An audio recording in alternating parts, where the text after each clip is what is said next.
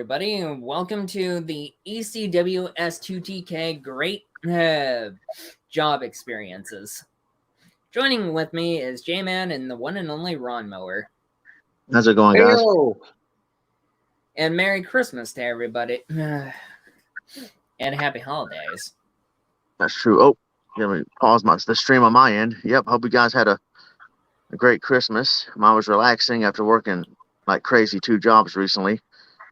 And yeah, I'm in the stream now, trying to get to where I can lower the volume of the YouTube stream without lowering you guys, but I don't know if I can.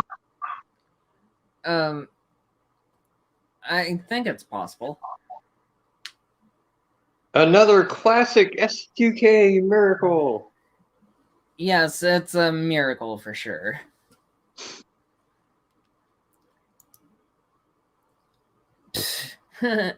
This is what I can do with StreamYard. But anything exciting and special happened to you this year, J-Man? Yes, actually, right now, because this reminds me of all the classic errors and mistakes that were made during recording. It adds to the wonderful list. I do, but I want to start off in 1999. I worked at a company I was about called 9 or 10 when that year was around. Yeah. Thank you for making me feel even older. Oh, my bad. I'm sorry, J-Man. Yeah, it's all good. But I worked at a company called Western Bowl, and well, it was a bowling alley. And that must have been really fun. Yes. I was a lane attendant, and basically, I watched people bowl. We had 3 different basic calls, which was deadwood, which would be a pin that was in the alley, which was really fun because then you could grab a bowling ball and bowl it down the gutter and knock the pin out. Yeah, and see if the lane works or not, or if it was malfunctioning. No, that was up to mechanics. Of course, usual mechanic stuff. The other one was number 9, which was a spill, which was pretty easy because, here's a towel, clean it up yourself. Yeah, you make the mess, you clean it. And then the other was number infinity, and yeah, that was just watching people get drunk and make a fool of themselves. Yeah, make complete asses of themselves. Yes. Good times. That kind of reminds me of my experiences at the time. Hang on. Now, the one epic thing that I missed was actually New Year's Eve 2000. I took the night off, obviously, but the 2 guys that I worked with actually shut off the power right at midnight. Wow. And I was not able to see that Y2K. Oh yeah, the total Y2K scare. Yep. I remember that. I even remember watching The Daily Show with Jon Stewart about that. Yippee. Yep. Hey, Ronnie. Ronmower. The Ronmower man, please don't kill us. Yeah, can y'all hear me? Yeah. Yep. Loud and clear. I mean, You're coming in crystal clear. Were you able to hear J-Man's experience? Yeah, I heard his. Yeah. All right. I was just sharing out the stream. Ah, gotcha. Sharing is caring, or something. Yep. Yeah. Definitely. Oh, so it's my turn? Oh, are we going to do that round table with each story and then keep going around and around? Yeah, sounds good enough to me. I thought J-Man was going to have like a lot more stories. That's just for starters. Oh, for starters, okay. I guess it's my turn then. Well, I might kind of skim through some of my earlier great experiences before I get to the best memories I want to share. So first, I'll start out with, let's see. Well, some people know the last time I was 2016. We did a what was it? Horrible job experiences in 2016, if you remember. Um, and let me see. I would say, do you guys remember that we had talked about, because my jobs had shut down, and I went ahead and talked about those 2 jobs that year. Oh yeah, I definitely do remember those, Ron. It was well, one of those restaurants was a nice Italian restaurant that I enjoyed called Johnny Carino's. And 2016, it shut down, and with that job, I have a history with, because I worked there 3 different times in the time that it was open in my hometown. And my first tenure was in 2000.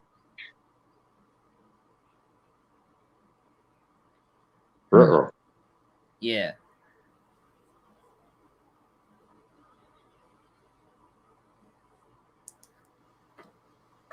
And whose turn is it now? Yes, go ahead and share yours. Oh, rats. He'll be back. Some of my great job experiences. Oh, there's Ron. Well, Welcome back. I think I know what happened. Freaking I put the phone on lock, and I thought the call would still be going on. I guess that's only happens in Discord, or I'm on a phone call. Like when I'm on a phone call, I can put my phone on the lock screen and the call will still be going. I guess you can't do it on here. Yeah. Lame. Anyway, what was I saying? Okay, what was the last thing I said before I cut off? Carino's in 2016, I think. 3. Okay, well, it closed in 2016, but I worked there 3 different times. But right now I want to talk about my first tenure in 2003. And it's I was there for like only 6 months. But the first 3 months was great. And the reason why it was so great is because I had just got through working, and JMan knows about all this, working a rough tenure at Texas Roadhouse. Now, Texas Roadhouse, not for nothing, but I can't really do a great job experiences on that. I have more bad experiences than good. But I was there, it helped me develop a work ethic. I was there for a year and a half before I finally said goodbye for good. And the next job I had, well, rewinding a little bit, there was miscommunication going on. I thought I got hired at Red Lobster. So I put in my 2 weeks at Roadhouse, and it turns out that like I didn't even have to finish the 2 weeks. I was only working like weekends at the time.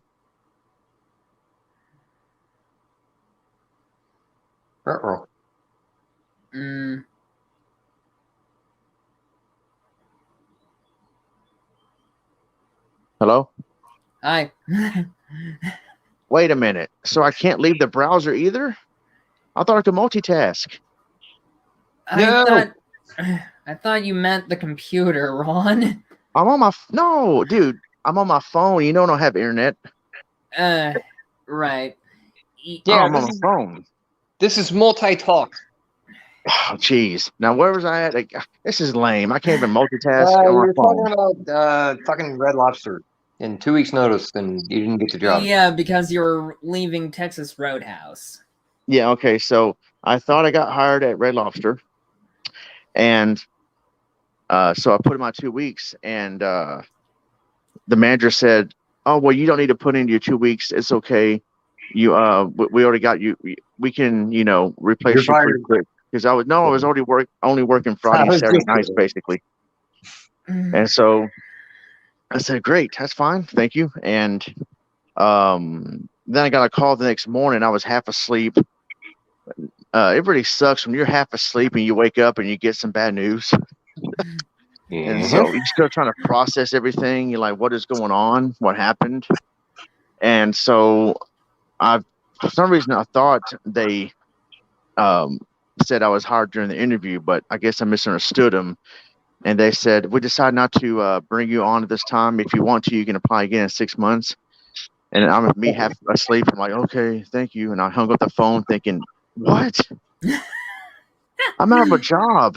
I can't go back to Roadhouse. I was so mentally hyped to be done with that place, and they just said that they had me replaced already. I can't go back there. What am I going to do? So I just got ready, scrambled, went to Johnny Carino's because I had heard about them while I was at Roadhouse and how the tip share was so much better as a busser. And I got hired. Luckily, got hired. And the first 3 months there was great. Now, I was there for 6 months. Again, the last 6 months, not very ECW. I know this is a great job experience, so I won't get into the bad part of that. But I did end up getting fired there because I was telling people, as soon as I find a better job, I'm out of here. And the manager said, oh, well, it got me concerned. If you don't like it here, I think it's best that you leave. So that was the first and only ever time in my life I got fired because I didn't like working there. So, but the first 3 months was great. First 3 months was so great because it was the first time ever that I had a job where I actually looked forward to going to work. I mean, how often can you say, I can't wait to go to work today? I mean, that was the first time I felt that. And even when I got my brand new Gateway 2003 computer and delivered to me from UPS, I was like, oh, well, I got to go to work. I'll deal with this later. And I was wanting to go to work and work my butt off. I was working a lot of hours, not overtime, but close to his 40s I was allowed to get, and sometimes double shifts. And it was so much easier and so much better than Roadhouse. The tip share was much better because I didn't have to work with so many busters. And that was just the first time I actually wanted to go to work and really enjoyed it for that first 3 months. And just everything was so much easier. It was a lot less drama. And I really, really enjoyed it before they made a lot of changes and kind of went downhill. But man, it was just a great place to be at the time. And that was my first tenure at Johnny Carino's, the first 3 months, very ECW. And yeah, like I remember that feeling back then of, man, I actually want to come to work because I'm getting a lot of hours, I'm making a lot of money, and it's actually like working here. So was that store opening your like that first tour at Carino's? No, it had been open years by then. I think 97 is when it first opened in my town. So and that was 2000. I didn't work there till 2003. So they had been around for a while. I was not part of the opening crew, but it was a great time. The first 3 months were pretty cool. Awesome. That's pretty ECW. That's actually pretty good. Yeah. I guess All right, Danny's turn. My turn? Yep.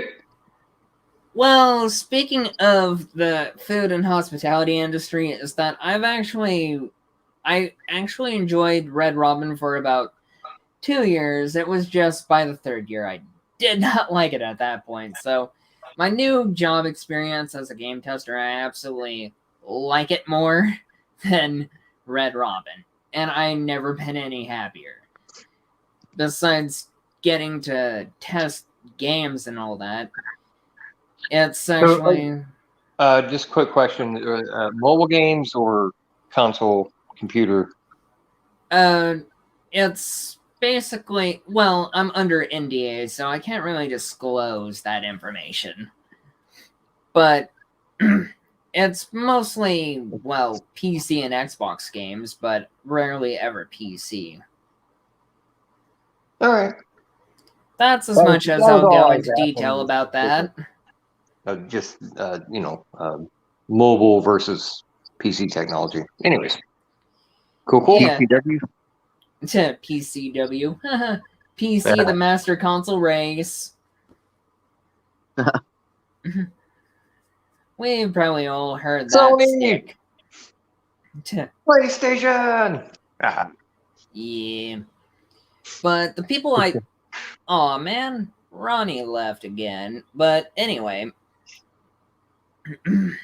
His phone got pissed off. the staff I work with are all pre-ECW people, and they're really exceptionally really nice people, and they're great to work with, especially on a team. So it's great to have a good team. I've learned that recently. Yep. Oh, anyway. And some of the stuff I do test is actually a lot of fun, but at the same time, the not so great experience is having to test a really crappy game, and it's like, ugh. But for the most part, it doesn't suck. It's a great job experience. You can't yell out LJN. Oh yeah, we all know the storyline now that AVGN has now inherited LJN and is redoing all of it. Yep. With sponsors. Yep, sponsors. That's a great paying job. Yep.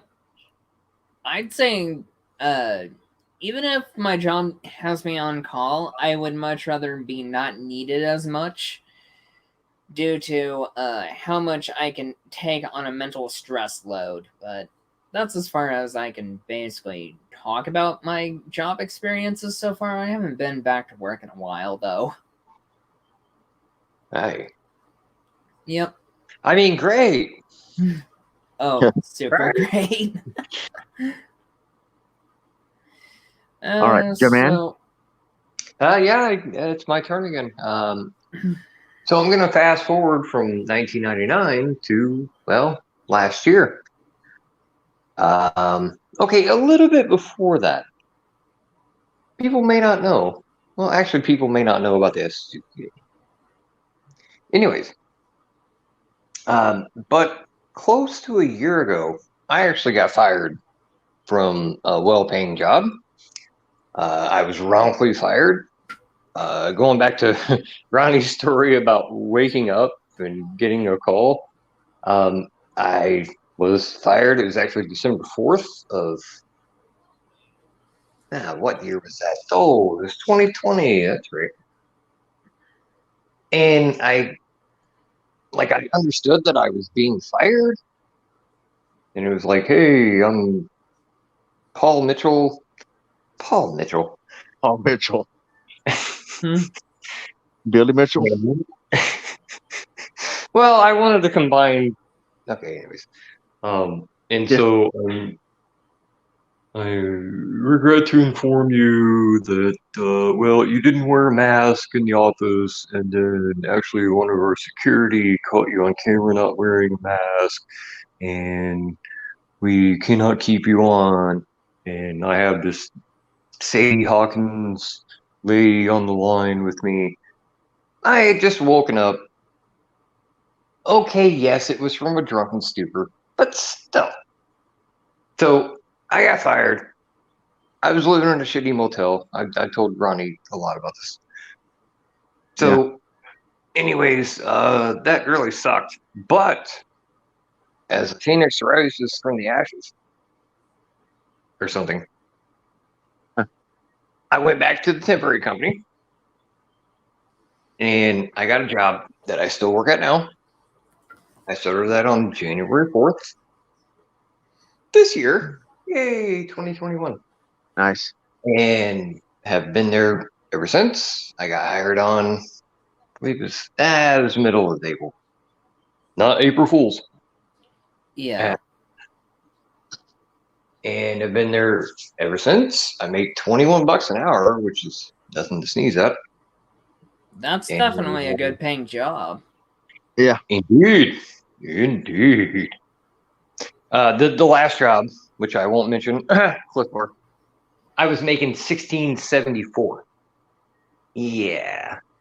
So, and that job sucked. Bunch of fucking liberal ass Black Lives Matters fucking bullshit. Okay. Oh wait, I shouldn't be political.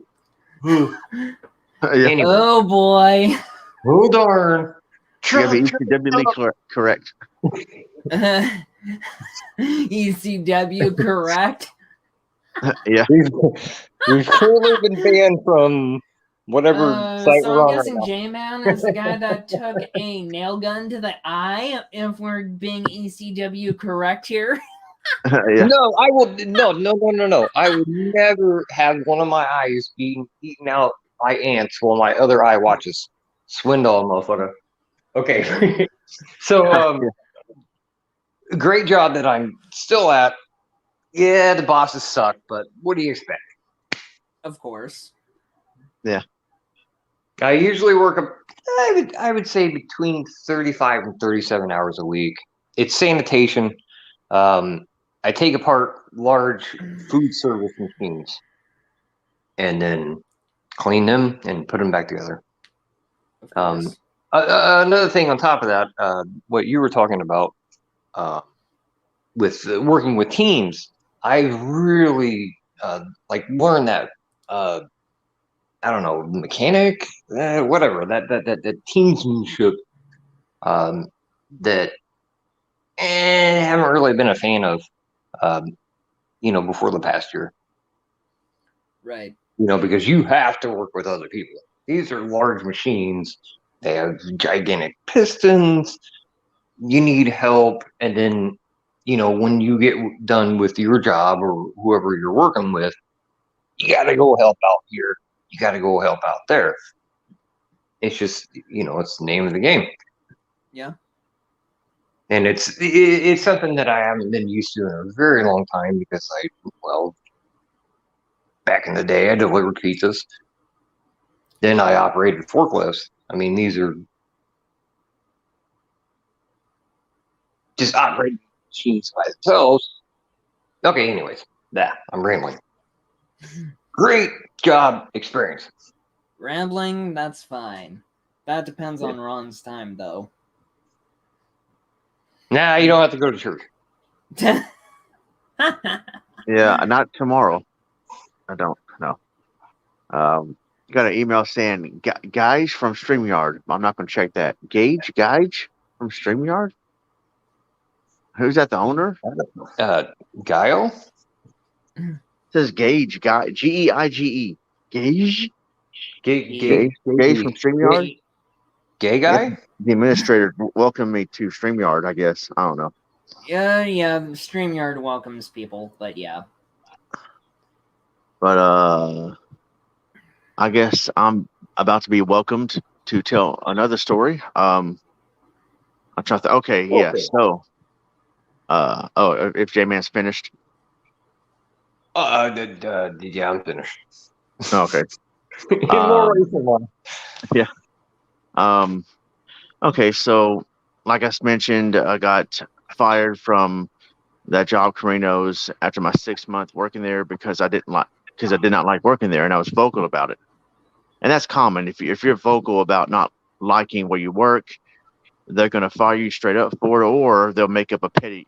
They could fire you for a petty reason, but the ulterior reason is because you don't like working there.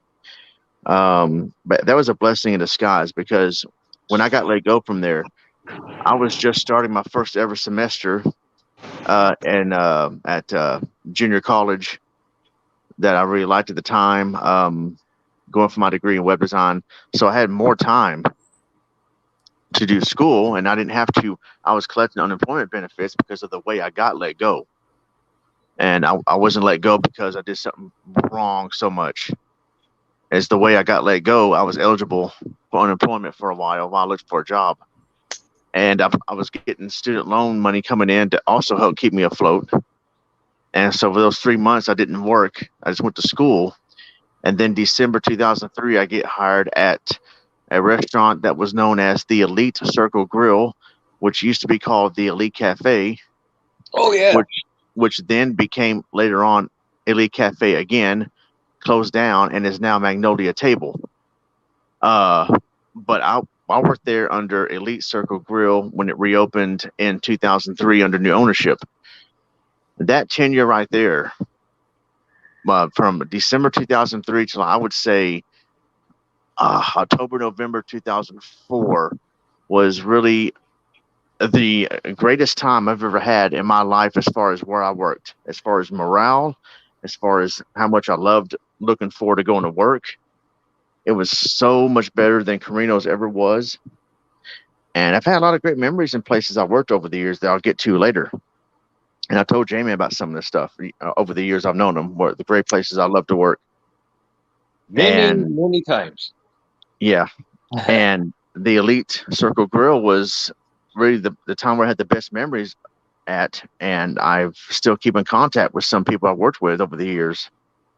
And I just got hired there December 2003. It was over during Christmas break. I was consistent about applying there because, again, like I was unemployed for a while, and the Elite was the place where I was really interested in working at. It was reopened. They reopened it. It looked beautiful inside, but they were fully staffed, and I just could not get in for a while. Could not get hired. Finally, what was funny was they were losing one of their busters actually was leaving and going to Johnny Carino's, and then that was a time for me to get hired on and come to the Elite. So it's as if we had a roster swap. All right, we'll take Ronnie, you take this guy. And ironically, the restaurant is owned. It was owned by the same guy, Ford the Third, but different companies. If that makes sense. Like Johnny Carino, he owned Ford Restaurant Group, which owned the Elite and their group of restaurants. And he also owned Fired Up Incorporated, which owned Carino's and their group of restaurants. So he owned two different companies.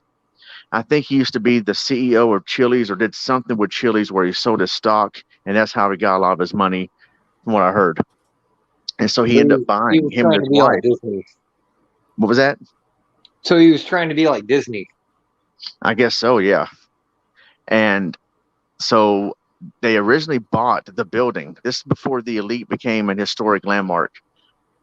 He bought the Elite because he wanted to bulldoze that building to make for a bigger parking lot for Rudy's Barbecue, which he also owns next door.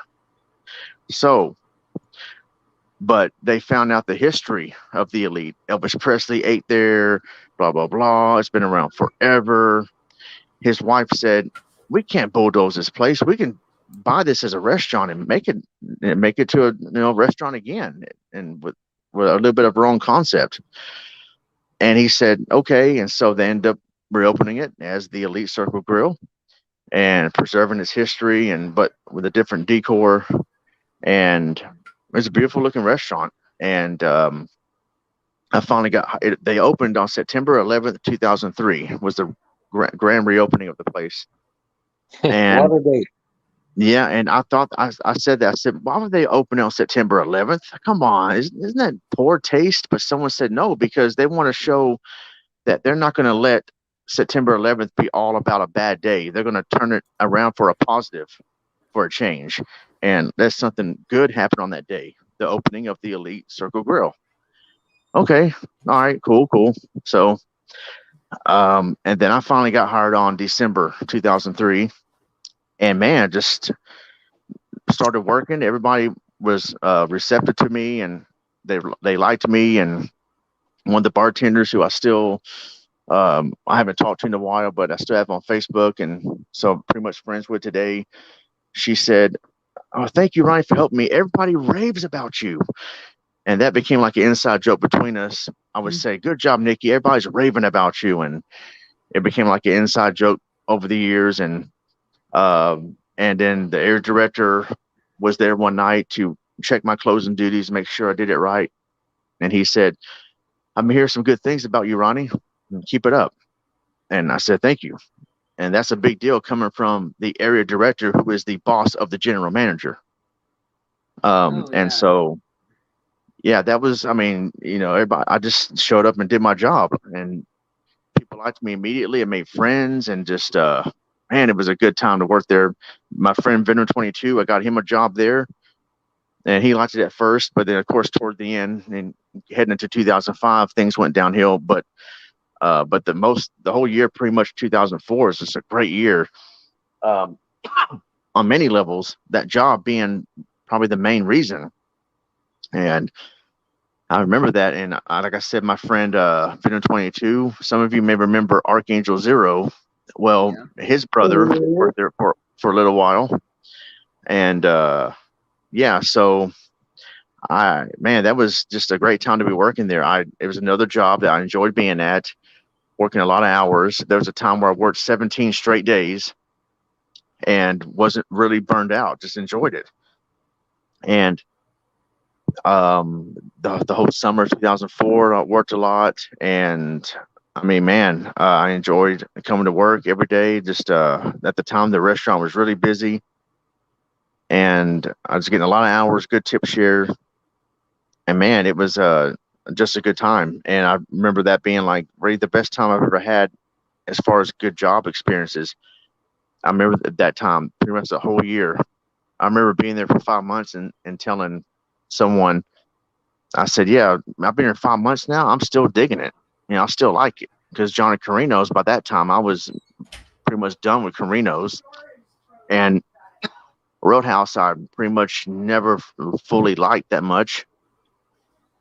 And then here I am, the Elite, and 5 months in, you know, almost half a year in, still liking it. Things are still going great. And so, yeah, 2004, man, that was an ECW year as far as me working there. And just, man, I was working so much that one day I went in to get my tip share on my day off, and I saw a dirty table, and by instinct, I almost gravitated toward it to start cleaning it. And I go, wait a minute, I'm not here to work. I'm here to get my money. That would have been funny if I just started busting the table out of uniform, and the manager's like, what are you doing? Oh, It's your day off. Where's your uniform? Oh, shoot. And yeah, so it was funny. Another time I walked in to get my tip share, and the host is like, yay, because she thought I was there to work. And I'm not in uniform, and she immediately notices. She's like, oh, what are you doing? Take this. I'm here to get my tip share. Sorry, I'm not here to work.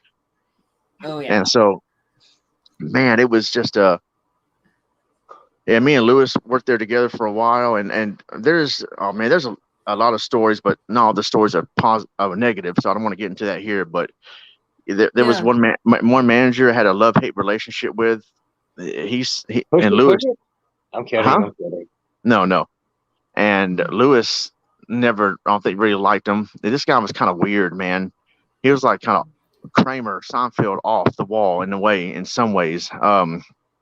But at first I didn't like him, but then he grew on me and we became, cool. And I enjoyed working there. And then toward the end, didn't like him anymore. And then he got let go. But yeah, there was some interesting drama going on up there, though. Don't get me wrong, but for the most part, I enjoyed working up there, and it was great to be there. And that's why that building, I've always cared about that building. It eventually became a historic landmark. And when it had shut down, I was glad to hear that Chip and Joanna Gaines bought it and turned it around for something positive again. And so, because I had great memories in that building. So yeah, the Elite Cafe or Elite Circle Grill was the name at the time, 2004. ECW job experience, the best job experience I had in my life in a single tenure. Oh, I believe that. And also, 2003 was the year that you and I met through MSN. That's right, groups. MSN. That was the year where I was on MSN groups a lot. MSN chat kind of went downhill though. Starting in 2004, you had to pay for it. But MSN groups was always fun until they changed it in 2009. But yeah, we met in Mega Man's Clubhouse in 2004 that year. Mega Man's Clubhouse, Gemini, Southside Video Games, my wrestling group. Before YouTube and ST2K, the website was born that year. That was an ECW year. Yeah, small blessings, and we're still friends now. Even though we haven't met personally, but we're definitely friends. Yep. Pre-ECW. Yeah. Pretty awesome to meet someone that has known Ronnie for so long. Longer than I. Yeah, I mean, me and JMan know each other for a long time. Considering I was just trying to find a good well-being of a place on MSN where I can consider home for just trying to fit in. What was your MSN name at the time? I think it was Thunder X, if I remember correctly. Something. Yeah, Thunder something. I do vaguely remember. I vaguely kind of remember, but I mean, MSN Groups is gone, so there's no possible or conceivable way to actually even get my name back. Yeah. I did look on MySpace and saw your old picture, remember? Oh yeah, when my braces inevitably gave me a gap on my top teeth. Oh Yeah. dear. Yeah. And the odd thing is that I end up forgetting about my MySpace account, so I'm not sure what happened to MySpace for my account Well, on that end. You know what happened to MySpace? Facebook. Ugh. well, MySpace is still around, but it's not the same, Yeah, but no, not really. right? Yeah, it's kind of gone. If you like visiting graveyards, go ahead.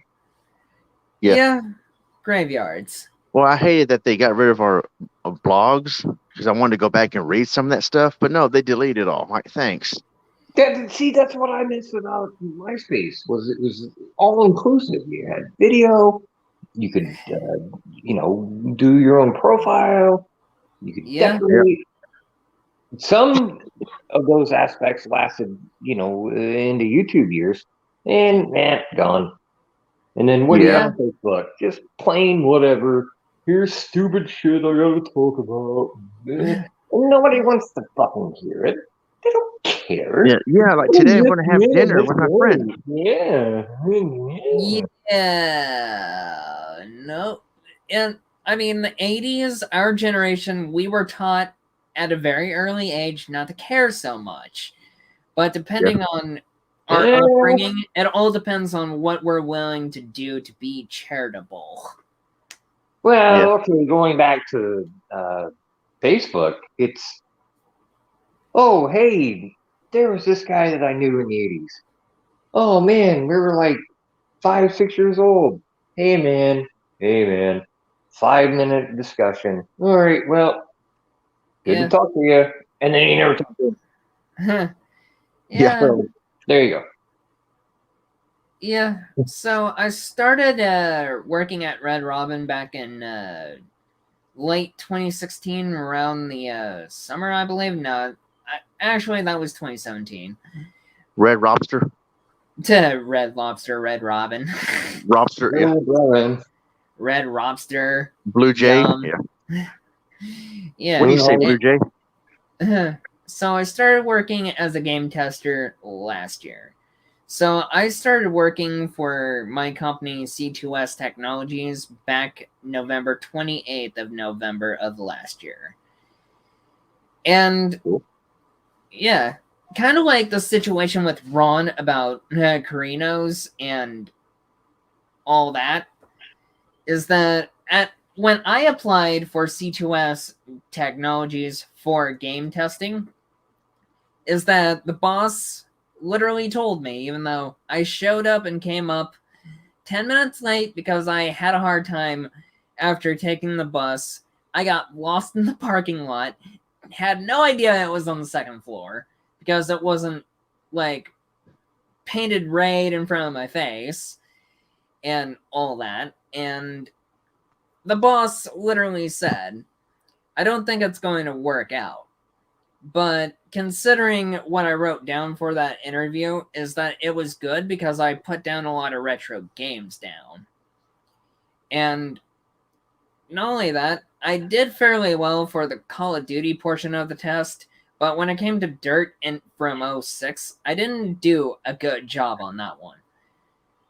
And months later is that he finally gets back to me, and my job coach basically tells me, oh, by the way, Ethan has an opening for you, and he wants you to be an accessibility game tester. So I'm like, huh. And I thought he really didn't like me, but it turns out it was the exact opposite. He thinks I'll be a perfect fit for this job because I am to some degree disabled, so that worked out perfectly. So I've maintained and kept my job for a year until I have projects to work on.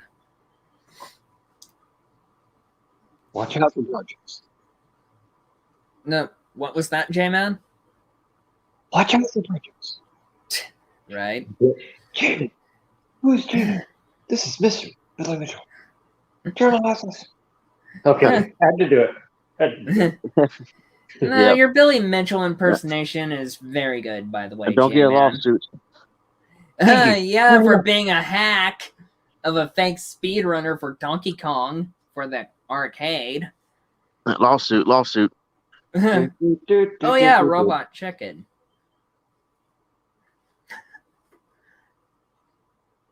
Rocket. All right.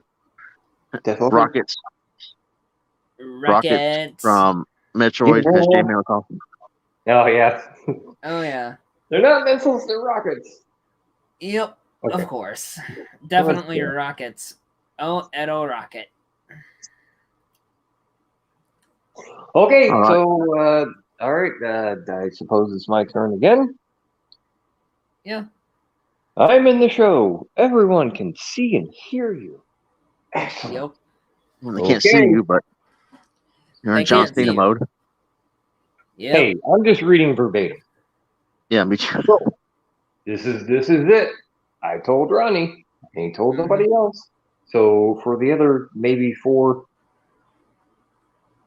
waiting years to say this, I used to rip off Pizza Hut. Big time. There was a hustle. I did not come up with the hustle. It was taught to me. Okay, so a little backstory. This started in 2002. I was driving from Pizza Hut. I was an idiot. I fucked up my transmission. So car out. I had to work in-house. Okay, during that time, I met a guy named Fred. That's his actual name. I do not remember his last name.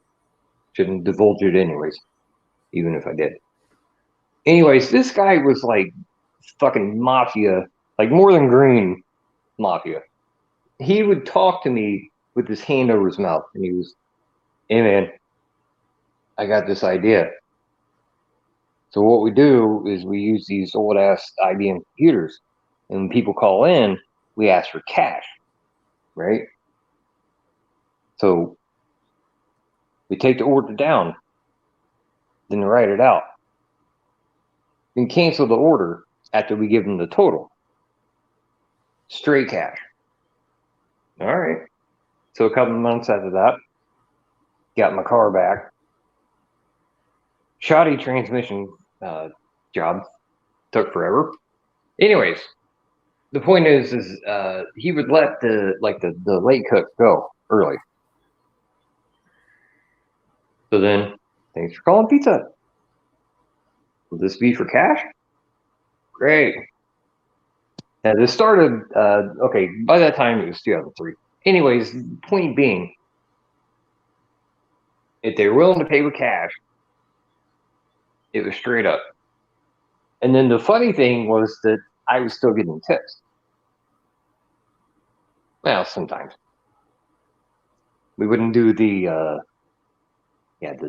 late night bad neighborhood type thing. Made a killing. I'm talking $300 a night at least.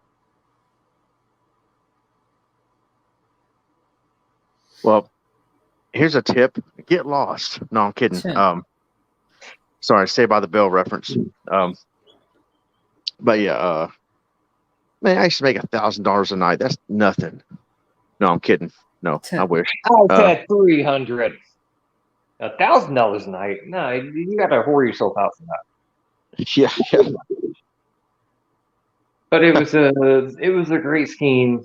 There were a few times that it was not so great because people wanted a receipt, and well, since you canceled the order and wrote it down, and then had to make it, no receipt. Yeah. No receipt. I said, oh man, I don't. Every time that happened, it was only a few times, but every time it was, all right, don't worry about it. Have a good night. Here's $5. Great, I'll add that to the 34.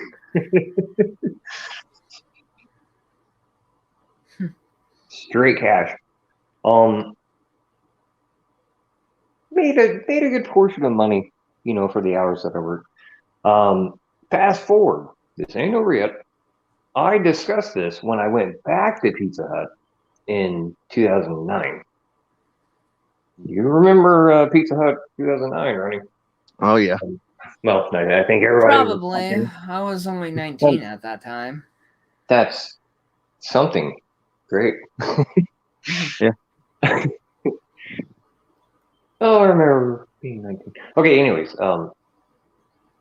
so I got in good with another shift manager and ran the scheme again. This time it was actually my idea. But he was, I don't know, he was sloppy with it. It didn't really work out.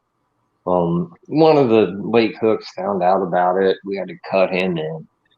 It didn't turn out so well.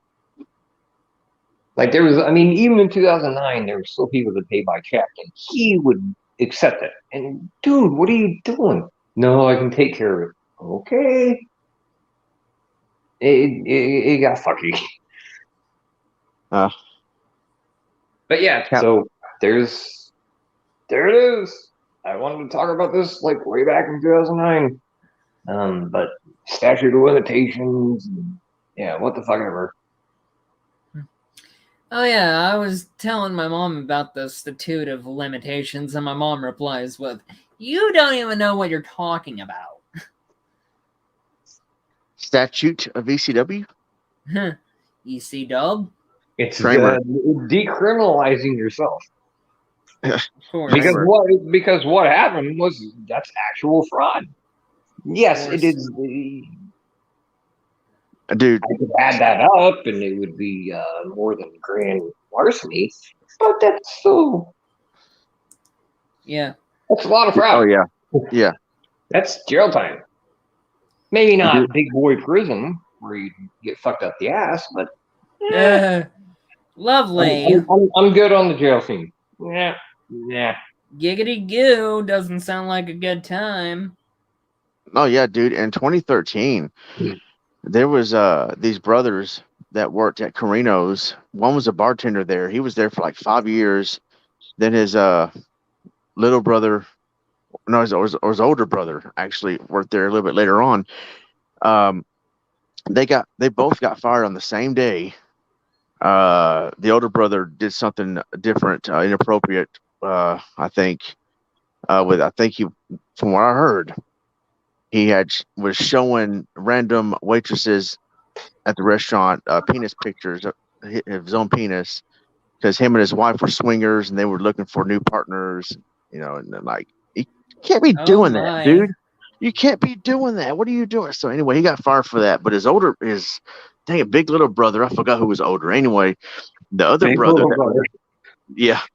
the other brother that was there for like 5 years, he was apparently, I don't know if I can explain it right. He was whenever he would do something, he would do gift card fraud and cash in for himself or something. And I can't explain it right, but he did something with gift cards where he was stealing from the company. The area director or someone got wind of it. Him and the general manager sat him down and said, "We're going to let you go, and here's why. We have the right to prosecute you and have you under arrest. We have the right to pursue criminal action against you unless you pay this off, unless you pay us back in a timely manner." And I think like he still ended up stealing $300 or $400 from the company, which that might be a slap on the wrist to them if they had a lot of money. But at the same time, it's what he did was fraud. And he got caught, and I think he ended up paying it back, and there was no criminal charges on it. But of course, he got fired. So yeah. So your story, yeah, he got caught. They could have. I don't know how long they would have put him in jail, but he got caught. He could have faced some jail time. Some serious jail time at best. Yeah. All right. So I guess it's my turn again. Real yeah. quick. This is going to be real quick, I promise. Okay. And then I promise that it's actually going to be really quick, but then it's not because I promise. Okay, all right. But anyways, a long time ago, I worked at a little train tree and Bigfoot and another gas company called Always Open. And I used to scratch off lottery tickets until I found a winner who would cash out. It was like taking the role, scratching.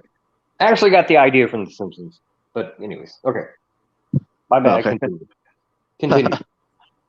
All right. So I told you guys about my great experience at the Elite 2004. But as we head into 2005, boy, things changed. Things were different. Things sucked. So I left. But well, actually, before I left, I had gotten a new job. This is the first time I would work 2 jobs at a barbecue restaurant called Smoky Bones. Smoky Bones. There's still a video up right now on the ST2K channel under the ST2K archives playlist where it's called My 2 Cents, TSTC, and Smoky Bones. That was recorded in 2008. No, it was recorded in 2008. That's right. And it was kind of like a re-upload. So it's still on the channel now. I re-uploaded it not too long ago, but it was originally recorded in May of 2008 because I was talking about the 1-year anniversary of the restaurant closing down in May of 2007. So a lot of people getting tired of the Elite. A lot of people went to either 2 new restaurants that were opening up in town at the time, Cheddar's and Smoky Bones. I was one of the many people that went to Smoky Bones from the Elite. Now, at the time, though, again, I was working both jobs. I was still being patient with the Elite and was, saying, maybe things will turn around, but I want to work at this other job too in case things don't turn around, which they did not. So after 3 months of working both jobs, I let the Elite go, stay with Smoky Bones. Now, Smoky Bones was one of the jobs I've had that I never hated. I only left because they shut down. And that really hurt me when it shut down. I talk a lot about it in detail in that video I just mentioned. But I worked there for 2 full years. 3 weeks after they had opened, I got hired, and I was there to the very end. Man, it was a great time.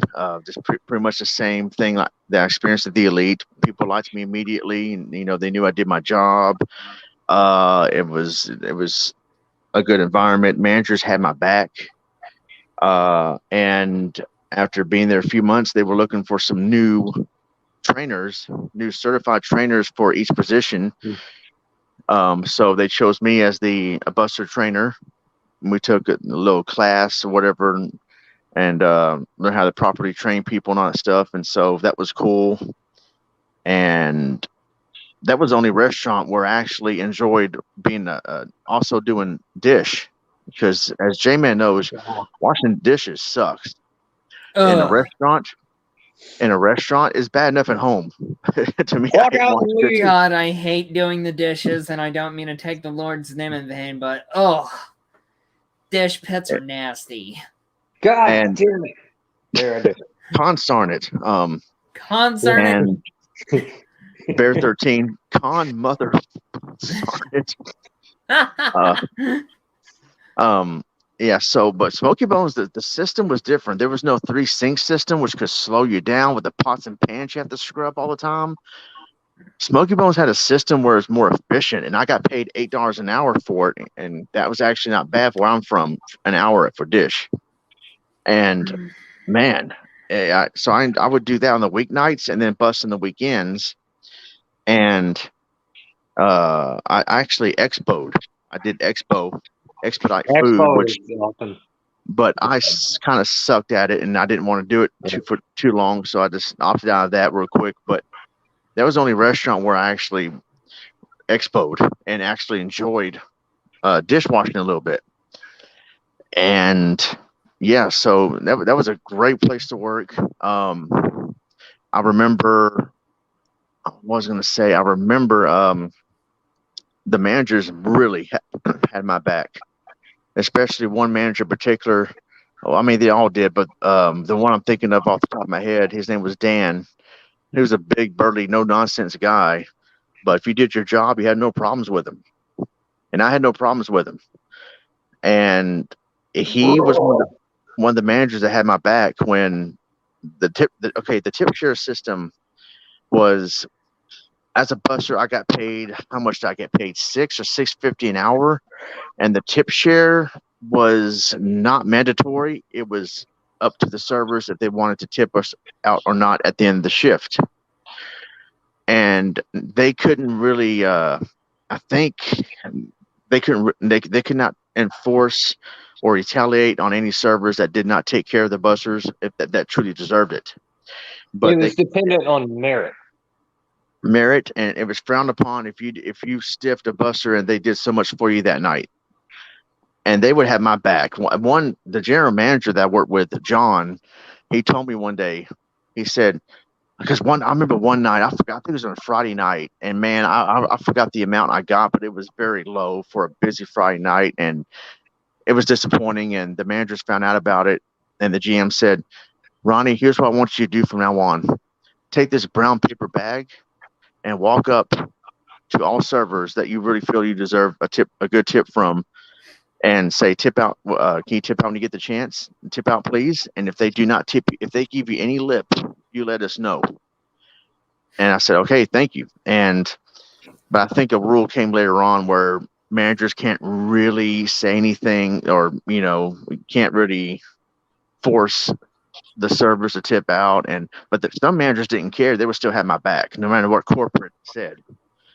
And cool. I mean, that was really, really cool for them to do that. And like one girl, I mean, I may have busted tables a few times, so I didn't expect much from her, but she gave me 50 cents at the end of the night. And I'm just thinking, don't even give me nothing at all. If you can't give me at least $1, don't bother. It's okay. And the manager, Dan, overheard me complain about that. And he said, what? Who gave you 50 cents? And kind of got onto her about it. She came to me later on, maybe give me a couple of dollars. And She was crying. no, she. Oh, I'm so sorry. And some other servers got onto her about that. Like, you wrong for that. You should give Ronnie a little bit more than that. 50 cents. 50 cents. Yeah, don't stiff the man. He works hard, and I'm pretty sure you must have been like greased lightning, faster than lightning. Stiff him with grease. Yeah. Okay. And I mean, so the managers really had my back there. And I remember when I got certified as a trainer, that was pretty cool. And I worked with this dude. He's like a big black dude named Roderick. And me and him, we were like the Murtaugh and Riggs of Smoky Bones. We were bussers, the only bussers they had.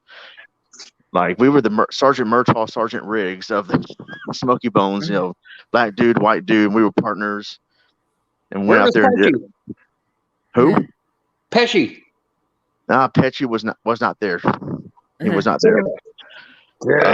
And so it was funny. I would go, Riggs. No, I would imitate Riggs, like on Murtaugh. Riggs. What do you say? I'll get you old for this, Riggs. And we would talk about the movie Lethal Weapon. Every day I wake up and I think of a reason not to quit this job. You know what? This is gonna make you laugh. You know why I don't quit? It's the job, man. It's the job. And so, we had fun there. He had a stuttering problem, and so I kind of thought of us as the Dudley Boys as well. Except this time it's the black guy stuttering, not the white guy, Bubba Ray. And so, there were 20 tables. Yeah, or APA, Bradshaw. Yeah, that's right. Yeah, and he also, he was the general manager also had a slight stuttering issue. So I didn't see this happen, but someone told me when the general manager was interviewing him, it was like both of them were stuttering during the interview, which is just kind of funny to think about. And that's probably why he got hired. Hey, I struggle with the same problem. Congratulations, you're hired, or something like that. Maybe not like that, but it was just funny to think about. And I had fun working with him. And yeah, so Smoky Bones is just I really enjoyed that place. It was my next home to be at, because the Elite had gone downhill, and that kind of hurt me because I still cared about that place, but it changed, and I was like, all right, I'm done with this place. I'm going Smoky Bones now. I like it much better over there, and that's my new home.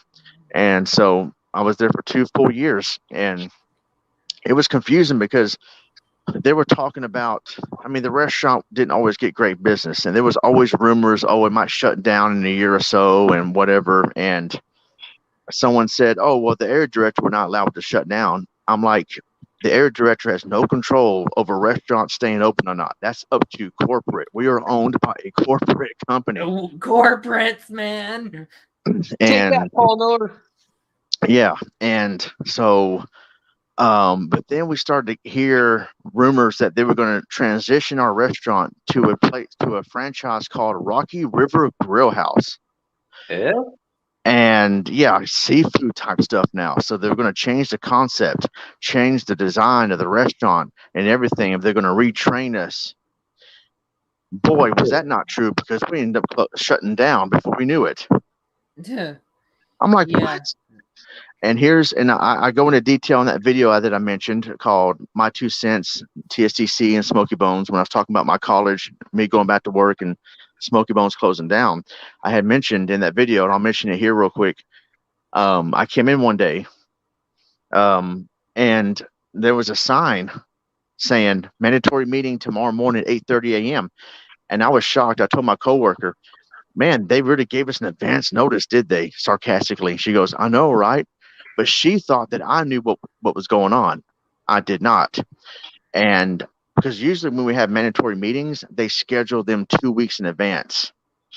And so I talked to someone else, and I ended up talking with her, and she ended up telling me, you haven't heard? I said, no, what? This is our last night. We're shutting down after this. Those people over there talking to the GM, that's corporate. I'm like, oh my, what? And wow, that just hit me hard. I had to fight back tears throughout the shift, realizing it was my last night here. And the next morning, it leaked out. It wasn't supposed to be leaked out, but someone leaked it out, and we all knew about it. And the next morning, they made it official, and we could take a little, not a severance check, but like kind of like a last final paycheck for those that stay and help break down the building and clean out before we shut down for good. Or they can apply to their sister restaurants, Olive Garden or Red Lobster. I opted to help get the building clean and cleared out, take my check and leave. And that's when I went to Chili's, and I'll get to Chili's when it's my turn to talk again. And yeah, but Smoky Bones was a great place to work. One of the best places I've ever worked at in my life. Heartbroken when it shut down. And that was the first job I had the first job I ever had that I never hated. So I kind of went out on a high note, but it's hard to go out that way sometimes, because it's hard to leave a job you love because of circumstances you can't control. Yeah, at least it wasn't like ATA. Wait, ATA? Oh, yeah. Safeway, it was closed. And then, No, it's not Jeff's mother this time. It's Danny's mother. Okay. I heard before. Are you doing laundry? Yeah. Can I put your clothes in the dryer? But no, it's American Trans Air. Which was what are your jobs? they don't take No, okay. no, not one of my jobs. gas. Sorry. Yeah, anyways, Sorry, I had to mute my mic. Tomorrow, so I won't have to start. Hey, we had a mother introduce us for the first time on ST2K. Oh yeah, I was just thinking about Jeff. Yeah. Hey, you know what? At least I put my clothes in my dryer. Now that guy is married. Yep. Yeah. So am I. Yep. Yeah, you're married and probably. How many ST2K alumni have gotten married? Me, Jeff, I'm the Charlie? only lasting survivor. Yeah. Well, Jamie was married before ST2K. No, I made that shit up. Oh, okay. Oh, you're married by law. And the legal records say so.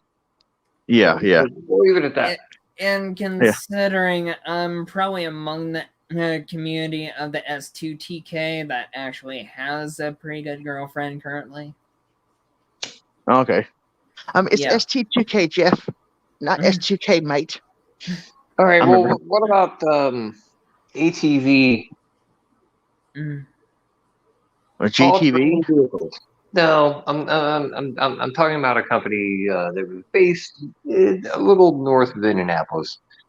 Oh, They, yeah, ATA. oh, okay.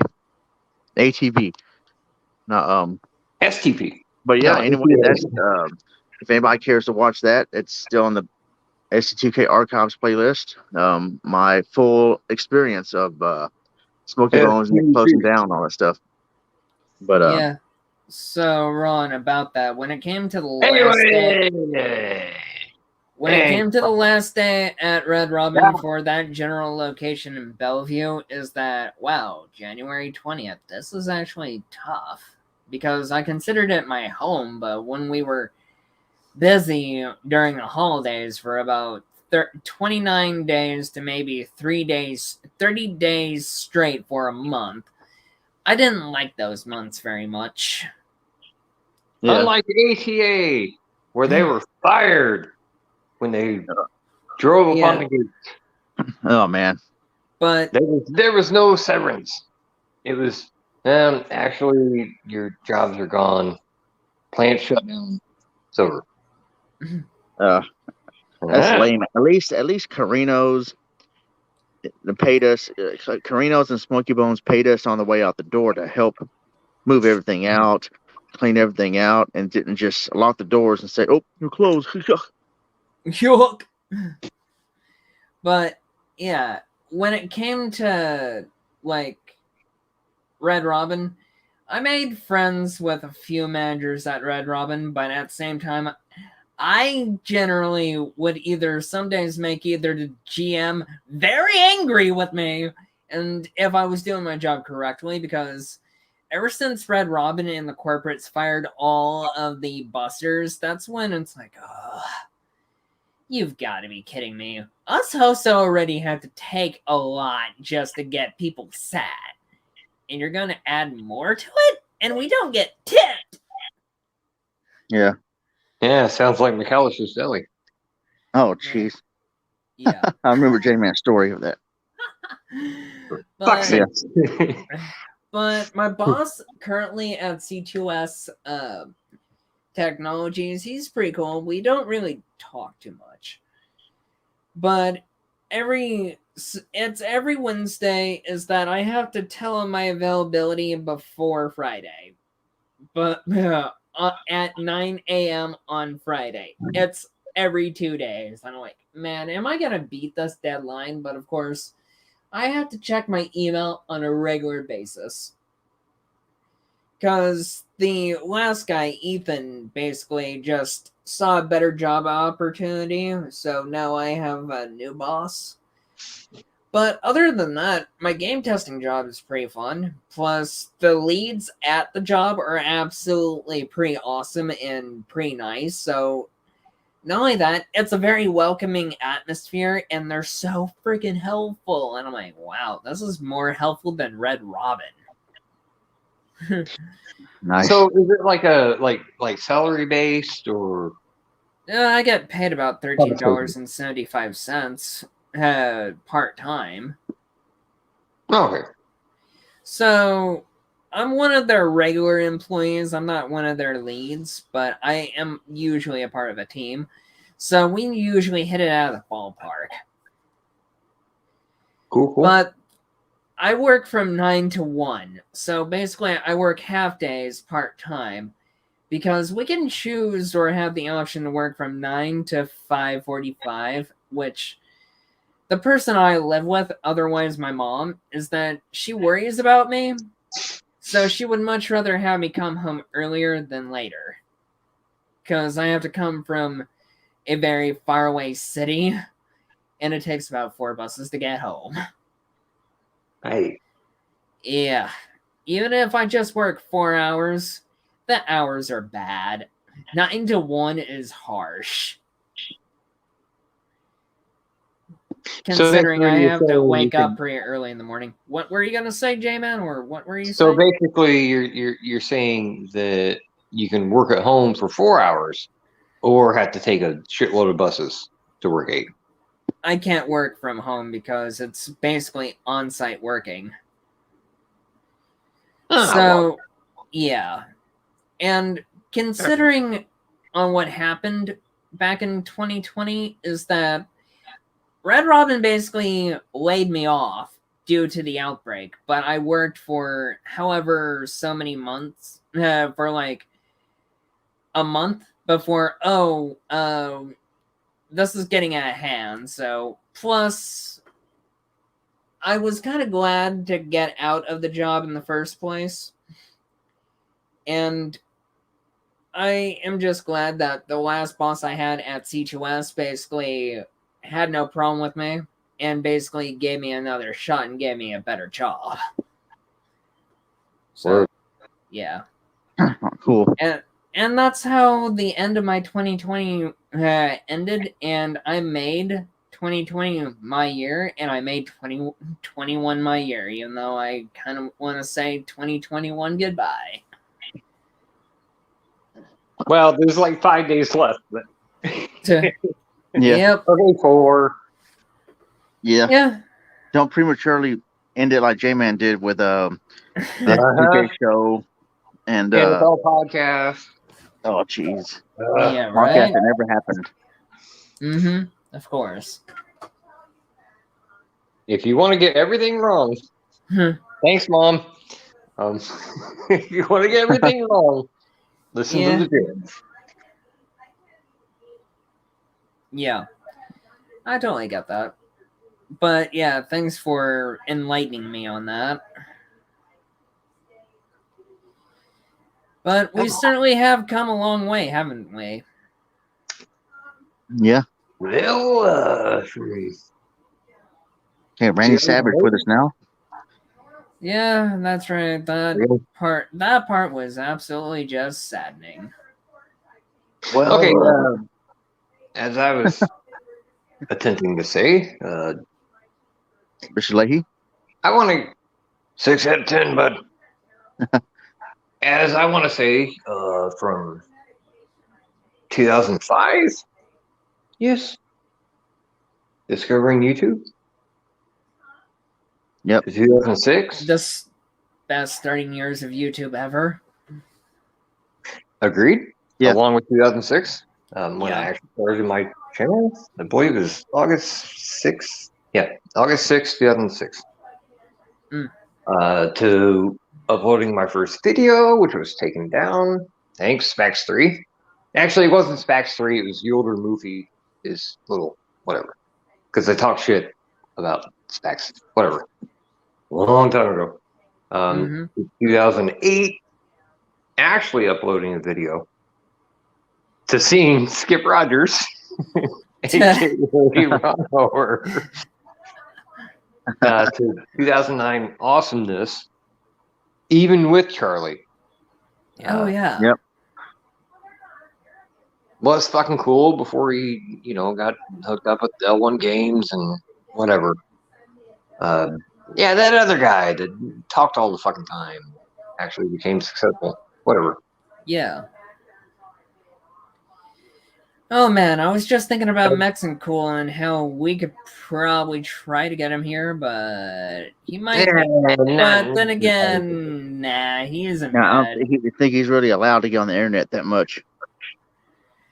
Well, I mean, the point is I'm going over the history. I just can't remember the name of the guy that actually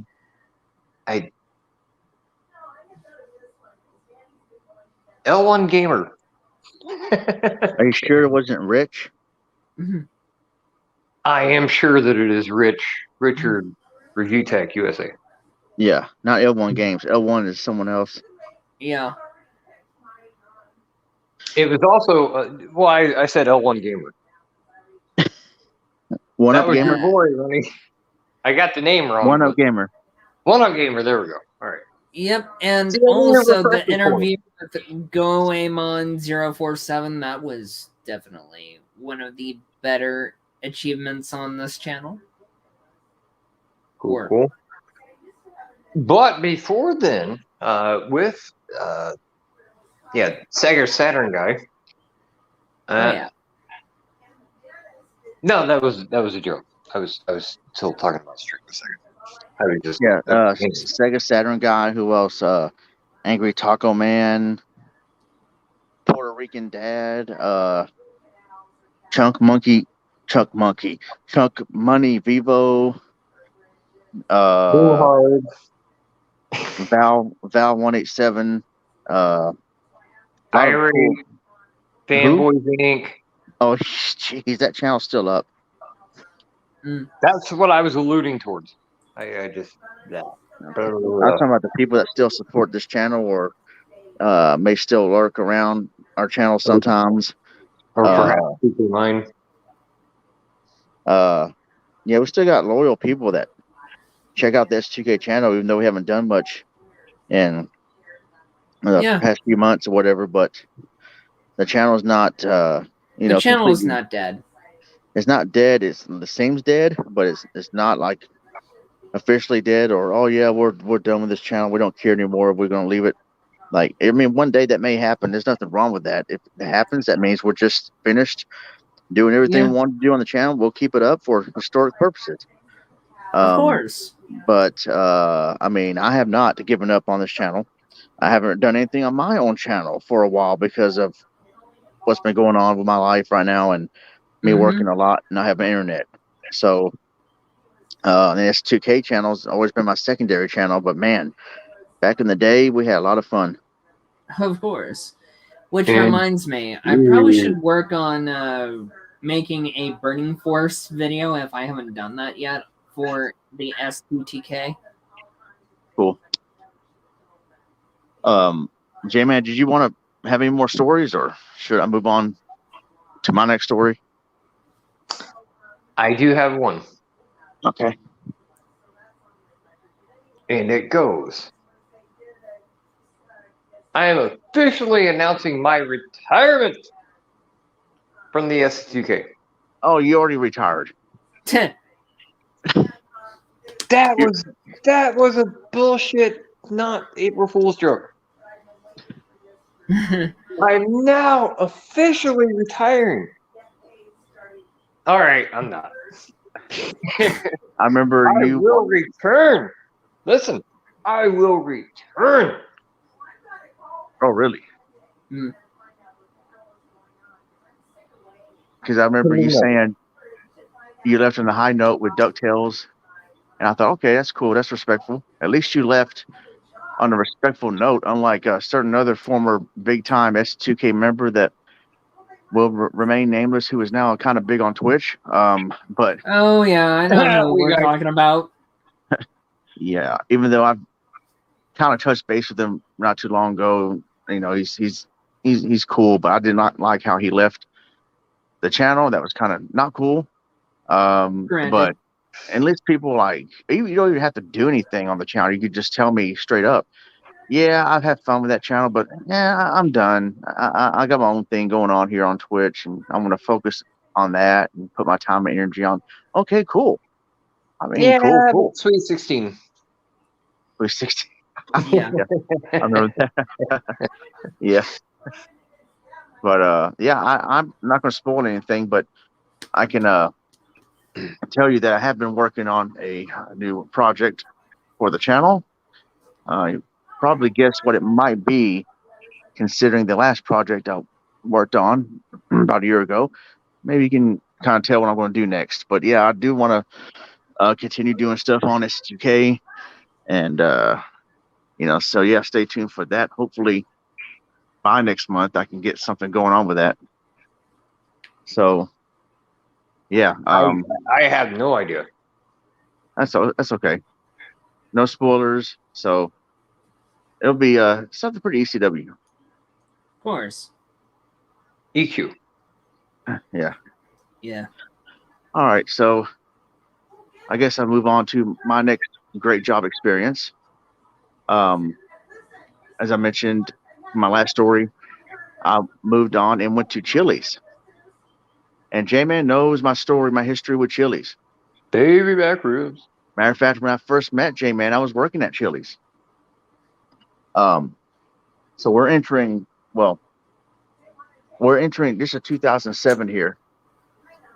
Luckily, the same day Smoky Bones closed down, and we were helping to clearing stuff out. This nice couple that would always eat at the restaurant drove by. They stopped in front of me at the front door, and they said, "Ronnie, we just heard.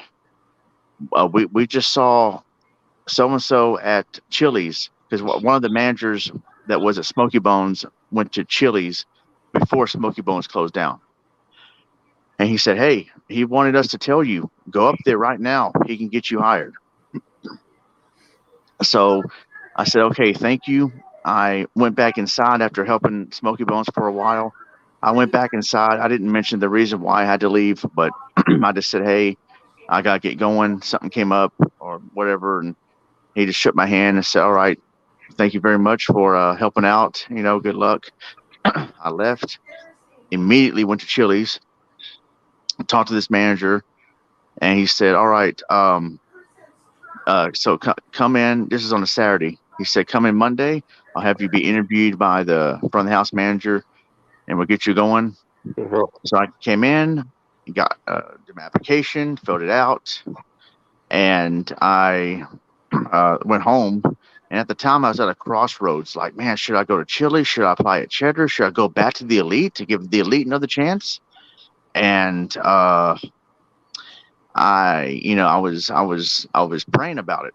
I think I was praying about it, or I did something where I have a habit of clapping.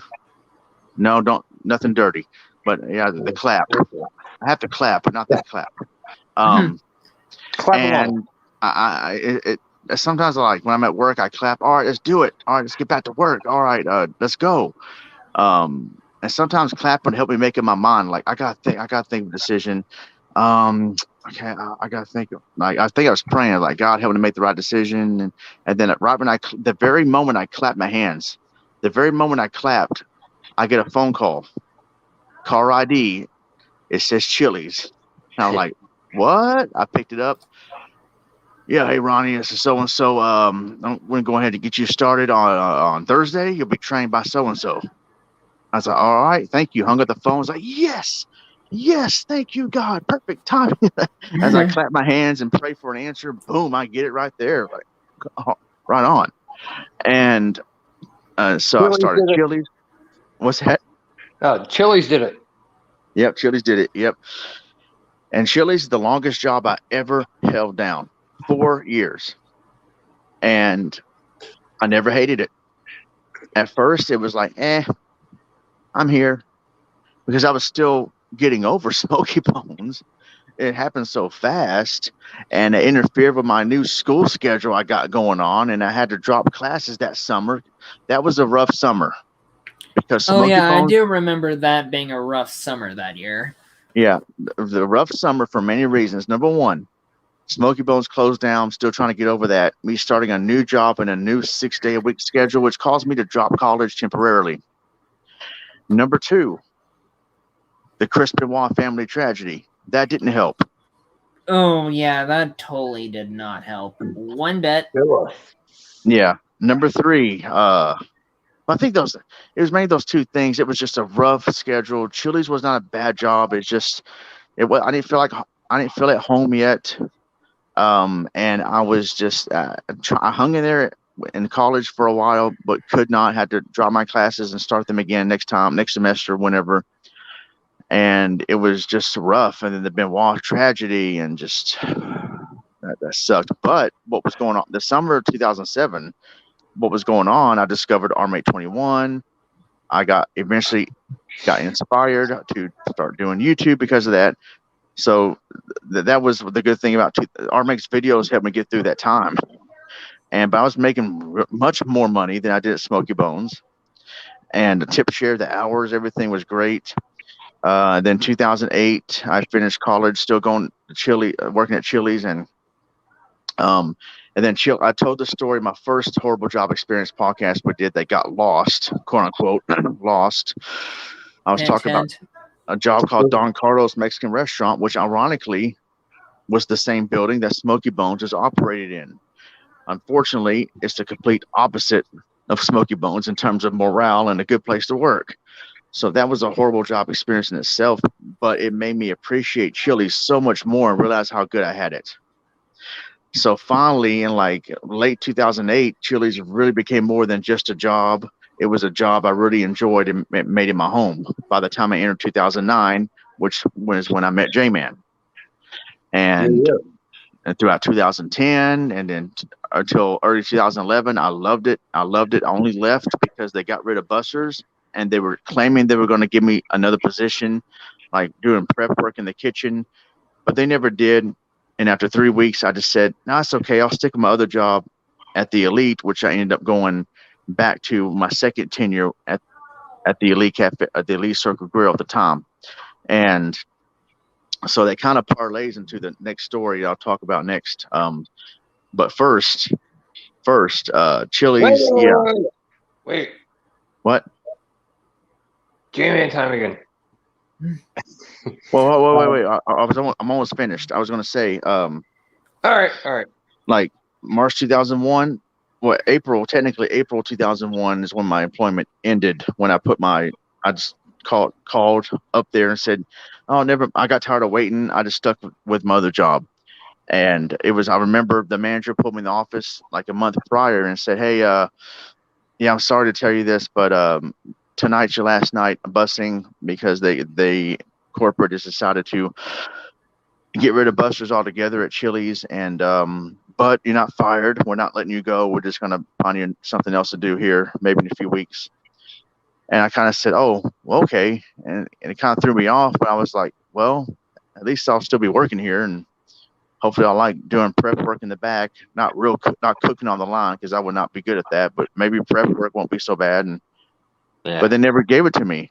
And oh, by the way, when I would do dish shifts there, I didn't like it there because they also made you prep food while doing dish. I'm like, come on, man.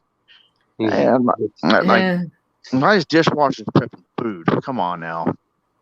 And so I hated washing dishes at Chili's, but the busing part was great, and I loved it there. And I only left because they got rid of busters, and that sucked. That took a while to get over too, but I had 4 great years there. Yep. And so I'll let J-Man go or whoever's turn it is next, and then I'll talk about my second tenure at the Elite because it intersected with the timeline of me being at Chili's. So go ahead, J-Man. This will be a little shorter, but I worked for a company called AEL Span. Where I was a forklift worker, operated a tall reach, and also an order picker. When I first started there as a temp, I was lowly regarded, even though my years of mechanical experience. I grew fast there and became highly regarded. And that was very nice for a short period of time. The manager was a complete asshole. He didn't do a goddamn thing. He didn't know how to operate any of the equipment that we used, which I thought was bullshit. So I started out there on third shift. I eventually moved. Thanks, Mom. or her loud TV. I eventually moved to second shift and worked for a better manager. Good guy. He's seen my skill set. He put me on the, like on the bigger projects and stuff. I actually had more of like a team lead position where I trained others, as you were saying, Ronnie, in your restaurant experience. I really like that. Sadly, I got fired in late 2018. Well, for liquor. Not that I was drinking on the job, but that I tested a .003. Now, the legal limit in most states is a .04. I tested a .003. This is like taking a sip of beer and then walking into work, which I never. Well, okay, besides the 90s, never drank anywhere around any job that I've been. Besides the 90s, it's like just said. The limit was 0.002. What the fuck? So, anyways, I got fired. I was completely sober. Granted, the pay wasn't doing well. But the time there was a great job experience. So, there you go. Mhm. All right. Are you talking about Siemens? No, I'm kidding. Oh boy. That was actually after Siemens. That was Oh, a okay. horrible job experience. Yeah, you talked about that in 2016, I think. Yeah. Yeah, for those who may be watching or listening afterwards, you check out our horrible job experiences videos. Man, That boss then was Tall Dreamy Doc. oh, dreamy Doc. Oh, come on, I wasn't He doing looked anything. just like that guy, I swear. Oh, come on, I wasn't doing Laying down anything. the sunglasses. And, okay. Look, I didn't do anything, but I did something stupid. Yeah. $30,000. Yeah, I got to take off. Yep. No, okay. I don't want this cookie. I know different. Okay. Yeah. Danny, did you have more stories? Well, the cool thing about my game testing job is that we have an ID card, so we can get into basically the labs and the lunch break room. Of course, like back in July and August is that when I had work those days is that we couldn't use our break room. So we had to sit elsewhere, and have our lunch elsewhere. And I'm like, oh my goodness, where am I gonna get my drink of water? Where am I gonna get my tea? And of You got course, the badge in. but it's all short stories. But that whole ban about not being able to have a seat in our lunchroom or break room, that was lifted by the first week of August, which was August 8th. I wouldn't say it's the worst job experience, but it's still kind of frustrating. Job experiences. But Stay on track, Messenger. But at the same time, it's just more or less a job break. And plus we have security on both floors, so that's kind of different. But at the same time, I still have fun with my job, and I've only worked 2 jobs in my whole life. Kind of crazy stuff. Security. It pales in comparison for your guys' work history. Yeah, but we're old. Yeah, it's true. You're much older than I am. I'm literally the youngest one here. And shout out to the one that's watching. Yeah, well, I mean, you know what, Danny? I mean, a lot of us get old. I had some few jobs back then. Yeah. I mean, how do I say it? The part at Red Robin, when it comes to the host bussing the tables, is that over time I actually got quite good at it, and I got faster at it. Yeah. Of course, I put my right leg and my feet on the line because I contracted and developed some Achilles tendinitis. So what I'm really grateful about this job experience as a game tester is that I get to work off my feet for 4 hours each day. Yeah. But yeah, and having a break room is actually pretty dope. It's much cleaner than the ones at Red Robin, for the 2 ones that I've actually worked at. Plus, they even have, water dispensaries, and not to put it in reference with marijuana or anything. And then there's also the tea and everything, which the tea there... Oh, and they have hot chocolate, too. They have a hot chocolate and coffee machine. Yes. How dope is that? But, yeah. Yes, I'm with you. A word from our sponsors at Arizona Green Tea. Much love. Cool. Keurig. Yep. Green tea? No, anyway, or is it? Yeah. I know exactly what you're talking about. Hey, welcome to the stream, my man, and check this out, guys, on what I can do on Streamlab. Hey, Ace, how's it going? Omega Ace Gaming. Hello? How's it going, Ace? It's nice to see you here. ECW Ace Gaming. Wait, Much All love. right. Thanks for tuning in and joining us. This is Yeah. basically the great job experiences for the S2TK. It took a while to tinker and get it to work, but hey, we got it all squared away, and I'm with two amazing people. The Yeah. cutoff man. The Yep. cutoff man. And yeah, time to cut him off. That's enough liquor for the night. But yeah, so yeah, we're just talking about the great memories we had and jobs we had in the past, because we did several shows back then of horrible job experiences. Now we're doing great job experiences. Speaking And I'm of gonna, more of positivity, yeah, and because that, I really don't mean to cut you off like that, Ron. But we are the cults of personalities. the Indianapolis Colts of personalities. But In anyway, living color, the cult of personality. oh yeah, in Living Color, funny show. Anyway, no, but yeah, so I'll talk about my second tenure at the Elite Circle Grill. I went back to work for them in 2009 when my buddy Sean, who I worked with at multiple jobs in the past, including getting him a job at the Elite, where he stayed at from 2004 to its closing in 2016. He would still be there every time I would return to that job. So I left the Elite 2005. Fast forward 2009, I am back at the Elite Circle Grill. And because my friend Sean said, hey, the general manager you did not like, he is gone, and we need a busser, go in and apply. So I did. It got hired November 2009.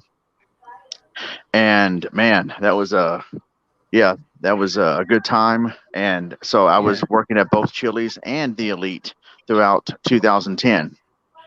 And so that was a great time. And my second tenure was pretty cool. Not as fun as 2004, but it was, my second tenure was actually from November 2009 until March 2012, because that's when things kind of went downhill again. And then I went back to Johnny Carino's for tenure number 2. But first, the Elite, late 2009 throughout 2010, we're still doing ST2K stuff. And so the Elite, that my second tenure there, was pretty good. Met some more cool friends and enjoyed being there again. I was like, man, it's good to be back in here again, because I've always cared about this job, cared about the building, because of the good memories and the history I have with it. It's good to be back here again, and with new management and a fresh new start. And yeah, so I enjoyed my time there until it was time for me to leave in March 2012. And so yeah, it was really a great feeling to be back in that building again and just starting over with them again. And then I enjoyed it. I enjoyed my time there. It was great to be there, and the managers and everybody else, and they respected me as well, just like the crew did back in 2004, 2005. So it was great to be back in that building again. And then, but during, it was actually September, October 2011, the general manager was leaving, and enter the new GM, who was still the GM of Johnny Carino's. And I still wanted to, now I was looking for a second job. So the GM that was going on out the door told the new GM coming in, because the new GM said, we need some busters over at Carino's. Do you know of any good busters here? And the old GM said, yeah, Ronnie, he's looking for a second job as a buster. So the new GM said, hey, I heard you wanted a second job, and we're hiring over at Carino's. If you're interested, go in tomorrow morning during orientation, and we'll get you started from there. So I went in the next day, and the manager during the orientation was confused because he was looking for 2 new hires, not 3. But I came in, I said, yeah, Trevor asked me to come in this morning because y'all need a table tender as well. I was like, oh, okay, well, come on in. And so I started working both jobs, and then I started to, I was getting fed up with the Elite, how things are going over there. And I decided to eventually, because I started Carino's again, October 2011. my first time working at Carino's since 2003. So that's what, 8 years of me after I originally left, went back there. So in October, 5 months of working both jobs, I made my mind to let the Elite go because I wasn't liking how it was. Maybe not so much I didn't like working the Elite anymore. It wasn't as bad as it was the first time I left. But Johnny Carino's, which was a new, fresh concept, and I had, as far as like a new, fresh concept, a new and fresh thing to me at the time. It was a new job that I was really liking, and a little bit more challenging with our work and stuff. But it was something new and something different, and I had a chance to become a buster trainer. And so that's why I left the Elite the second time. But man, my second tenure at the Elite was great. It was great to be back in that building again and work there again. And so yeah, late 2009 throughout 2010 was really fun. Entering 2011, things are kind of I was doing some dish shifts, which at the Elite kind of sucked. Doing dish, I didn't want to do that for too much longer anyway. But and so they eventually had me stop doing that. And but yeah, I was thankful to be working there again the second time.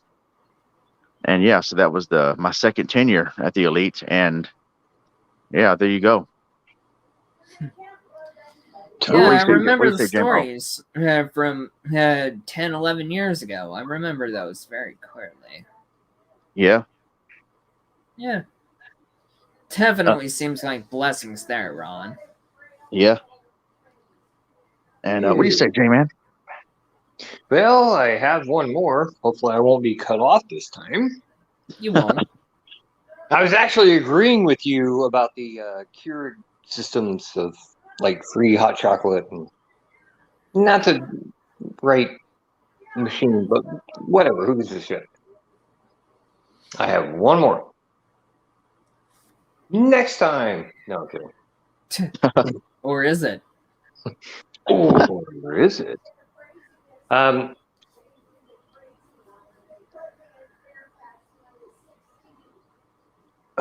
that's it. Good night. Blowjob. Okay. No, that was it. Really? Yeah, the things that I liked over at Red Robin was that I liked how we could have free water and free tea. Oh, cool. The best things in life come for free. Green tea. Green tea, yeah. They definitely had some good green tea. Didn't like so much the Lipton tea so much. But I like the brewed from home. But I like all the tea that we have at my current job over at the HCL building. And I like the chai tea more from the machine more than the tea bag one. I tasted some good chai tea that is lemon and peach. Ooh, lemon and peach does sound pretty good in chai. Me being in Texas, we're all about sweet tea. Oh yeah, same with Virginia. Yeah. You get a big old glass of sweet tea. ECW tea. God damn it. I mean, ECW tea. I want to start a tea channel. Instead of talking about drama, I want to talk about actual tea. Right. I mean, I being your wonderful co-host for that because I do love me some tea. The ST2K show, our favorite teas. Jeez. Yeah, because we literally have a T in the middle of our name of the channel. Oh, yep. Tea off. Yeah, ST2K. That definitely has a nice ring to it. It's the drink of gamers. Could it have a nice ping to it? Yeah. And Omega Ace Gaming asks us. Omega Amos? No, Omega Ace. I know. Come on, it's a Feliz J-Man. Navidad, by the way, Ace, and Merry Christmas. I hope you had got to grab some really cool stuff or received and gave and all that. Yeah, Ace. Merry late Christmas now. Wait, And are we doing super chats? What? no, it's not super chat. This how Streamlabs does. This is what Streamlabs can do. I could actually StreamYard. StreamYard. Yes, Yeah. StreamYard. Um, I could literally show the message. You guys get anything fun for Navidad? No, I didn't. I got some rest. That's what I got. Jeez, I needed that rest. Man, Yeah. I've been my feet, my blistering feet got some rest today. I'm gonna get some more rest tomorrow. My family don't do much for Christmas anymore, especially since the main ones that put everything together passed away, and unfortunately, my uncle passed away a few days ago. Some people know about that. And yeah, so we just don't do much as a family anymore for Christmas, which sounds depressing. But, I mean, I kind of got a few gifts from my mom and her neighbor across the hall. I got a new lumberjack. It looks like a freaking lumberjack with my red and black checkered jacket, kind of like I used to have back in the day. And even though we haven't had a real winter here in Texas yet, but I still And rock welcome back, my J-Man. I still rock my and thanks to Ace, I appreciate that. I'm still rocking my Simon's Quest hoodie, especially if you guys see my last live stream. And I also got a matching red and black checkered jacket with a flannel. Yeah, that's what I said, red and black checkered flannel jacket with a flannel shirt. I wish it would be green so I could look like the Hoax Hotel. You know what I'm talking about, Danny? Sporting green colors. Yep, I know what you're talking about. I want to look like the Hoax Hotel. Have a green flannel shirt and just prank call scammers. That would be freaking ECW. Oh, right, totally. Especially crank calling them on Twitch too. Yeah, like Kip Boga. Yeah. Kip Boga I every actually day. have a new channel that Ghostly Winds introduced me to, where this guy actually not only just wastes the scammers' time, but actually trolls them pretty hard. Oh, nice. Yeah, there's a lot of great scam baiting channels on YouTube, including Jim Browning. Yeah. And dang, what was Atomic it? Well, Shrimp. who? Atomic Shrimp. Atomic Shrimp. Who else? Dang, what's that? These two guys. They have one of them has an accent. Well, there's Oh, yeah. Steam's Payback. Well, him. But is it Scammer Payback or some other name? One of them has glasses on. The other one is like has an accent. He's from another country, and they've actually confronted scammers in person, but blurred out the scammers' faces. Yeah, I don't know the name, but yeah, he's teamed up with all three of them. Yeah, but the Okay, channel well, thing, he's Browning and Payback. Mm-hmm. Scammer Payback is good. Hoax Hotel is still my personal favorite. Ownage prank calls. Owner's, I don't know if Owner's Pranks. I used to watch him, but not anymore. But I remember the one I sent you a while back. That was funny. Yeah. He can, so many voice imitations. Yeah. But the ECW Hotel is still my favorite, especially the Josh Brown situation. Made me laugh so hard. I was watching a video while I was eating one day, eating and drinking, watching one of those videos. I literally spit out some of my drink on my TV tray because I was like, oh dang, I'm not going to watch these videos anymore while eating and drinking, because I literally spit out my drink all over my TV tray because the funny stuff that was going on and how he was trolling that scammer hard. It was so funny. It's kind of like how I came up with my own way of trolling the scammers hard. Yeah. Yeah, and the trick is that I get 6 random addresses from whatever country, right? So this person on Snapchat gets a hold of me on Snapchat and wants to know my location. So I've been saying I live in New Zealand, and I give this person the place and location and the fake phone number that has no connection to me, but it's funny. Yeah. One of my friends says it's hilarious and very original. Have you heard of Pleasant Yeah. Green? Don't think so. Pleasant Green. He's another good one. So there's a lot of ECW scam baiting channels out there. Yeah. But anyways, one of the old commentary friends would say, back on topic. Anyway, I don't know. I'll make a decent review, but you better stay on topic. I'm the one playing. Yeah, it's not Anyway. you, JMan. Yeah. And anyway, so my next story about great job experience. Johnny Carino's part 2, October 2011 till New Year's Eve 2014.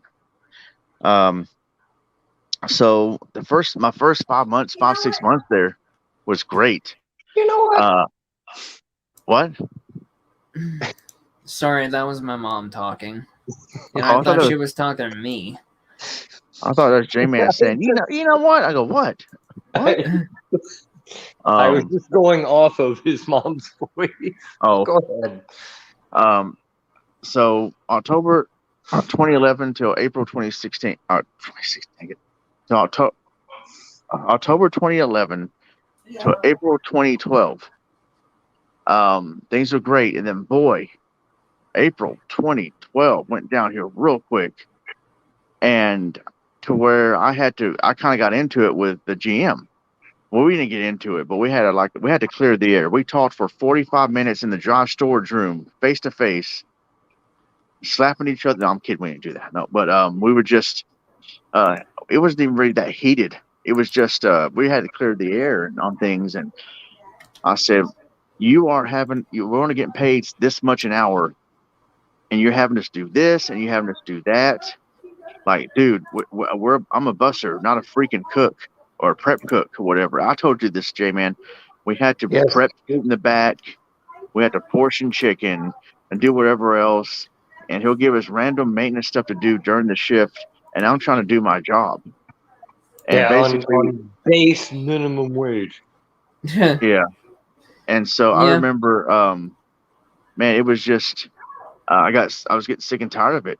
And I thought that was my way of getting fired right there. Like, he said, well, you've been complaining about this and that. And I don't want someone working here that's going to complain about this and that. And I was getting ready to be like, all right, I'm out of here. Bye. But we just kept talking, and it ended with him like kind of, he was telling me, we do like you, Ronnie. We don't want you to leave. We do like the work you do here. We don't want you to go. But I mean, that's how it is here, blah, blah, blah. And then a lecture here, a lecture there. And it wasn't really a condescending lecture either. He was trying to motivate me. I think he really didn't want me to leave, even though he looked like I was about to. So, Yeah. and he gave me a video game analogy too, because he knew I liked video games. And he was like, oh, I mean, you like to play video games, right? So, like when you get game over, do you give up? No, you keep going and try again. And so we had a long talk about various things regarding jobs and just how things were for like 45 minutes. And then what was cool about that was while I was talking with him, the manager, the other manager on duty had some people do my closing duties for me because we were talking too long. So by the time I got finished talking to him, I was already pretty much done for the night because other people did my closing duties for me. So, all right, that was cool. Whoa, is J-Man still with us? Yeah, J-Man's still with us. Oh, it just showed. Oh, it just showed me. It just showed me Your talking. mom's freaking me out. It just showed me talking. Yeah. It showed you guys gone. But anyway. Yeah. I mean, that was just me doing the solo layout because okay. you're in the hot seat. I thought y'all dropped. I thought the stream dropped or something. No, the stream ain't dead. I mean, if I were to leave the studio, the broadcast would still be going until everybody leaves. Okay. I got a chat message here, but I'm afraid if I click off of it, I'll get lost. I'll get kicked out of the stream again. No, it's fine. Oh, Do it's a not link. touch phone. As long as Do you not stay touch on your phone. phone in the StreamYard, you're fine, Ron. DVR. Okay. Yeah, that's the guy that shuts down the scammers themselves. Okay, that's right. I know him too. I know him Yeah. too. GMTP. Do not touch phone. Just you, me, and the general manager, Ronnie. Shoot Paul And Miller. Paul Miller. So I But ended up you think- staying. And long story short, he had actually before long after that, he would get transferred full time over the elite instead of general managing both restaurants. So when he left, and then the AGM left because they were both overbearing. They both treated me good, but at the same time they were hard to work for. And when they both left, man, that brought new hope and just a new environment to the place. And I ended up really loving working there again. And so we entered into late 2012, then throughout 2013 and 2014, things are pretty good. And we had a new GM in 2013. It's like every year we get a new GM. 2013, no, 2012, we get a new GM, and a lot of people didn't like him, but I kind of did. He was a lot less Overbearing. of a overbearing and a quote unquote slave driver than the previous GM. And he was funny too, and we got along great. He already knew about me because the managers that left put in a good word for me, and so, but there was controversy around him and a waitress, so he ended up getting transferred to a different store. Oh my! And basically, what happened with that was him and this waitress were arguing. If I kind of seen the argument a little bit, but I did not see what would supposedly happen later. The next morning, the air director, who I was pretty cool with, he said, "Hey, Ronnie, you got a second to talk in the Tuscany room?" Tuscany room is like a private party room. I said, "Yeah, sure." So we sat down. GM Nick Foley, or Mick Foley, you mean? Ace. But anyway, I sat down and I had no idea what was going on. I didn't think I was in trouble. I think he told me, "No, you're not in trouble or anything," because I didn't have a reason to feel like I was in trouble. But he said, "So did you work last night?" I said, "Yeah." He goes, "So was it busy last night, or how was everything going last night?" I said, "Well, we were pretty busy and blah blah blah." I didn't know what he was getting at, and so he goes, "Do you know do you know what this is about?" I said, "Not really." And he said, "Well, last night, so and so got into it with this waitress. They argued, then I knew, okay, it has something to do with that. Okay." And so he asked me, "Did you see the general manager put his hands on her?" I said, "No, I did not see that part." He goes, "What did you see?" And I just saw them yell. He was yelling, following him around the restaurant. He was trying to play like, "That's enough. Get back to work. I'm done talking to you." But she would not let it go. Kept on following him, yelling at him. Supposedly, he turned around, kind of grabbed her by the shoulders, and kind of shook her like, "Shut up and get back to work." Which physical assault, quote unquote. He didn't hurt her, but still, can't touch your employees like that. So he ended up getting transferred because of that, I guess. And we had a new GM heading into or I think right in the middle, somewhere around 2013. Real efficient dude, hardcore GM, but awesome. Not overbearing. So he was ECW. Gotcha. Yeah, not overbearing. And he freaking loved Seinfeld, so we got along pretty good. And then leading to 2014, another new GM, because the GM that was hardcore in ECW got promoted to the Austin store, and they wanted him to run the Austin restaurant. So he was gone. And the new GM, I kind of liked. I actually did like. He was pretty cool, but he wasn't. He was kind of a little bit too lax and laid back to be GM.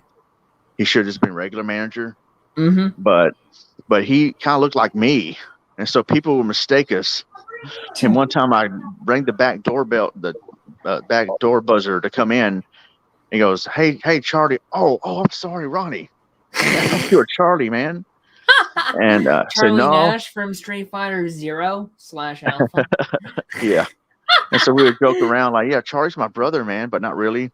And he would have this laugh, ha ha ha ha ha, ha ha ha, like a laid back laugh, like He was just That was like, he was like a weird George McClellan. yeah.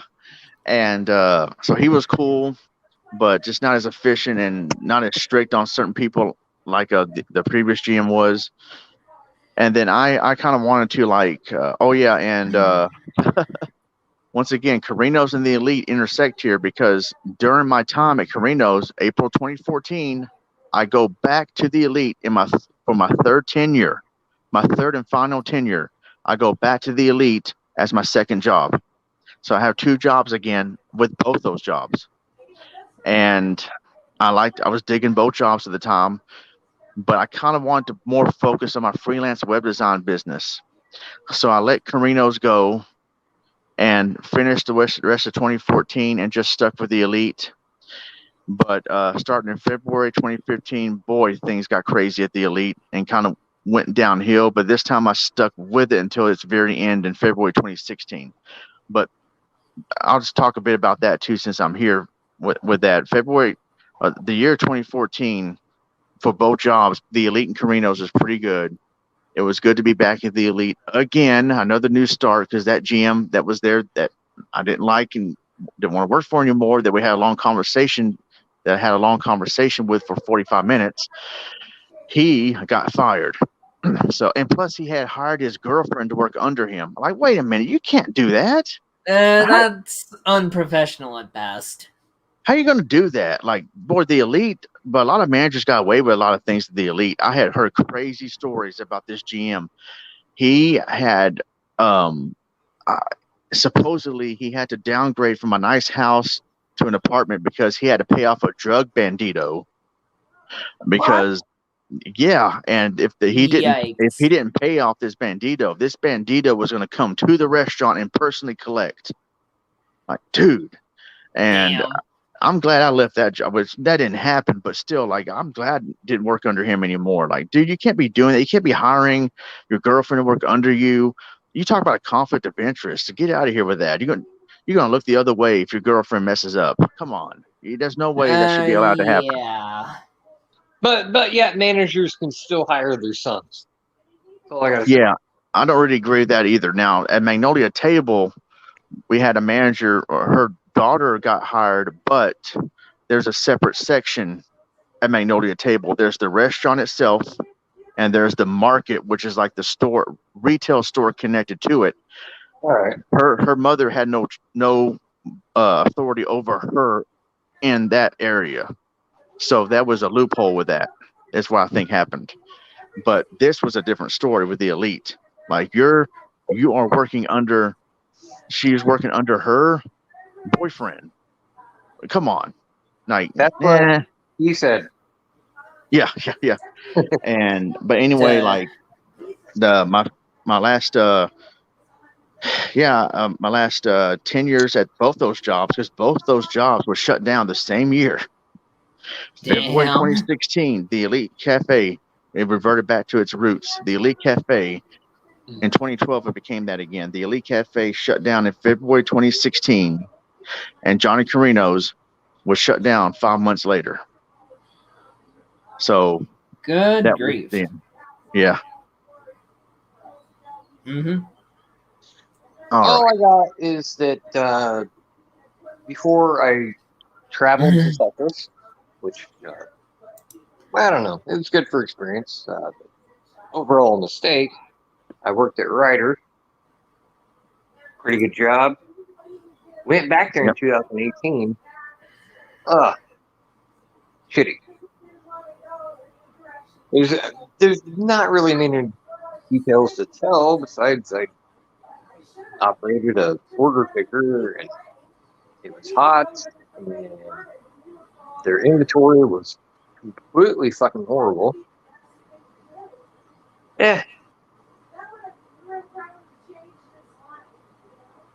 And go mom yelling. Yeah, she's on the phone. She's on something. Yep. All right, Danny, you have any more stories? Well, I kind of think I made friends with the leads and the other team members, but yeah, I don't usually have a problem with, for you, Ron, when I was working for a Red Robin, it's like I didn't have so much problems with general managers or assistant managers or other managers. It was mostly corporates, like district managers. It's like, I only liked at least one district manager when I was working for Red Robin, and that was Craig. Of course, one server, and when I transferred out into someplace closer, it only took me one bus. But when it came to Craig, only at least one server did not like him and had issues with one server. But it's like after Craig left, when this new lady, Laura, decided to come in, basically got one of my favorite managers fired because my manager used this manager that I worked with from the old location, went to the Alderwood Mall store, and that store is more chaotic and crazy, so he decided to come to me for the newer location that I transferred to from the old store that ended up closing because our landlord decided to increase the rent, and Craig at that time wasn't willing to increase prices on the food. Because Red Robin, all they do is just sell burgers and fries. That's all we do for Red Robin. We sell burgers and fries. But after Craig, because Craig came after Shane was okay, and I didn't really have much interaction with him. But when it came to Laura, is that she fired my favorite manager, and I'm like, great. So when one manager, which I basically go into great detail, is that great. I don't have anybody to defend me or protect me when it comes to the guests or other managers. So, and it's not so much negative, but ever since the virus and the pandemic hit, it's like, okay, I got laid off, and I was already so my blood pressure was high. My anxiety was at higher levels than it needed to be. And I was just so done with Red Robin. But I did have some good days, but I had to deal with the constant chronic pain of my Achilles tendonitis in both my ankles. So that wasn't too ECW because who would have thought standing so much would hurt? Oh yeah, I know that. At least the positive is that all three of us have found jobs now Yeah. that work out. Yes. Where That's we're right, more accepted and more accepted or generally fit in. Yeah. Yeah. Yeah. But I have two more positive stories. Well, I guess I'll put them into one story here. Two more jobs I want to mention. Roll it, homie. So JMan remembers the story of Old Chicago, Yes. the pizza and tap room. Now, when I said Johnny Carino's closed down, that was in July 2016. I was already on my way out the door because I told my friend, and I think J-Man may remember this story. I told my general manager friend, I said, I told him ahead of time because I know I can come to him and talk to him about what was on my mind without him saying, oh, well, if you don't like working here, you can leave. I said, yeah, just to let you know, man, in September, in a few months, I'm thinking of I'm most likely going to leave here and go to Old Chicago, which is going to open in September because, as you know, corporate is making so many changes here.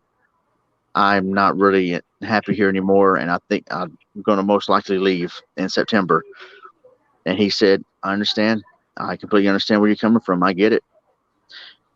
But the thing is, Carino's closed down like a week later. So I was out of a job. I wasn't ready to leave yet. So, but my mom and dad helped me out because they knew my situation, and I did get a temporary job with Placements Unlimited that held me over for a little bit, and then I got hired.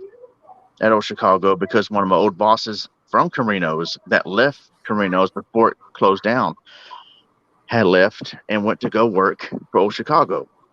So I talked to him and he said, "Yeah, man, we're hiring. Go over there and apply. Here's the link to the website. Go apply." So I applied, and September 2016, we start training before we open. The week of training I did not like because it was very frustrating. I applied to be a busser, but then when I Not was push it. what's that? Not push it. No, not It as had to cool as be the said. band Chicago. I had to say. No, no, that was Chewy's. Yeah, that was Chewy's. That was push it. Annoying manager.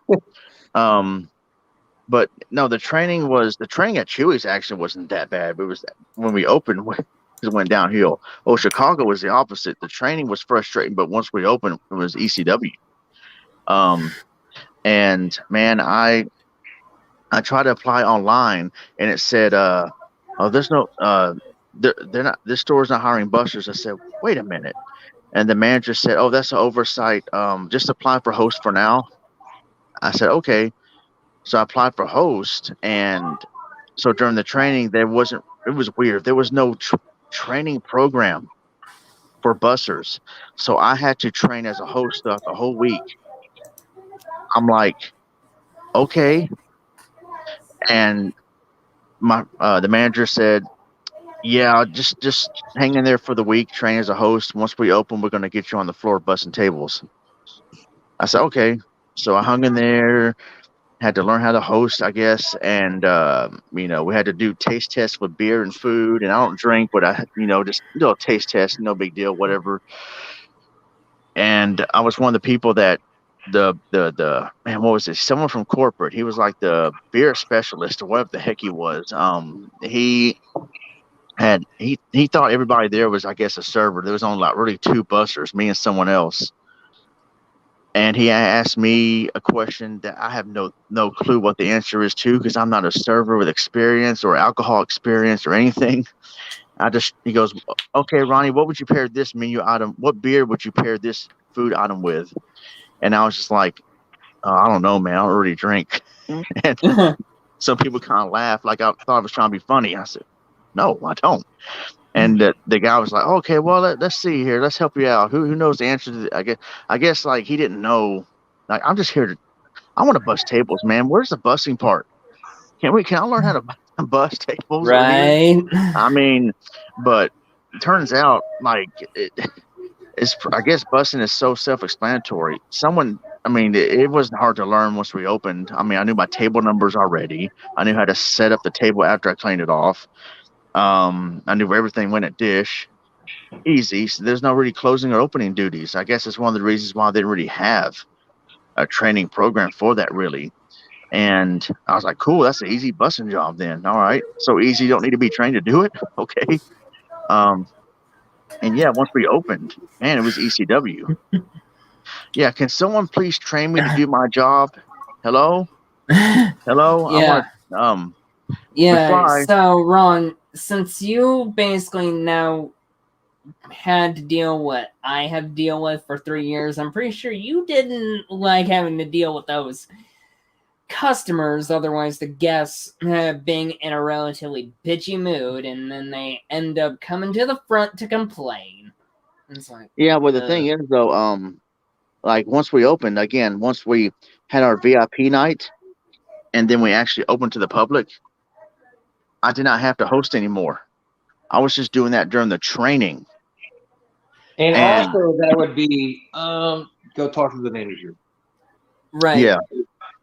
Yeah. Also, did you happen to use an iPad or anything to keep the table rotation going? Yep. Yeah, I It's had to iPad. do that too, and it's funny. I still remember all of it, and it's like, no, I'm trying to deprogram myself. Yeah. And so like once we opened, though, man, this is what I'm talking about. Another job I had that I never hated. They let me do my job. They were giving me compliments left and right. Thank you for working your ass off. Thank you for doing this. And even the air director, just like the elite, he just walked up to me, shook my hand, and said, "Hey, man, thank you for doing a good job." And I was like, "No, you're welcome." And later on, my manager friend Kyle from Carino's that was working there, I said, "Yeah, man, the air director gave me a compliment earlier that I guess I'm doing something right." He goes, "Yeah, he was asking me about you." He said, "Hey, what's the deal with that busser?" And he goes, "Oh, that's Ronnie. He worked for me at Johnny Carino's, and I brought him over here."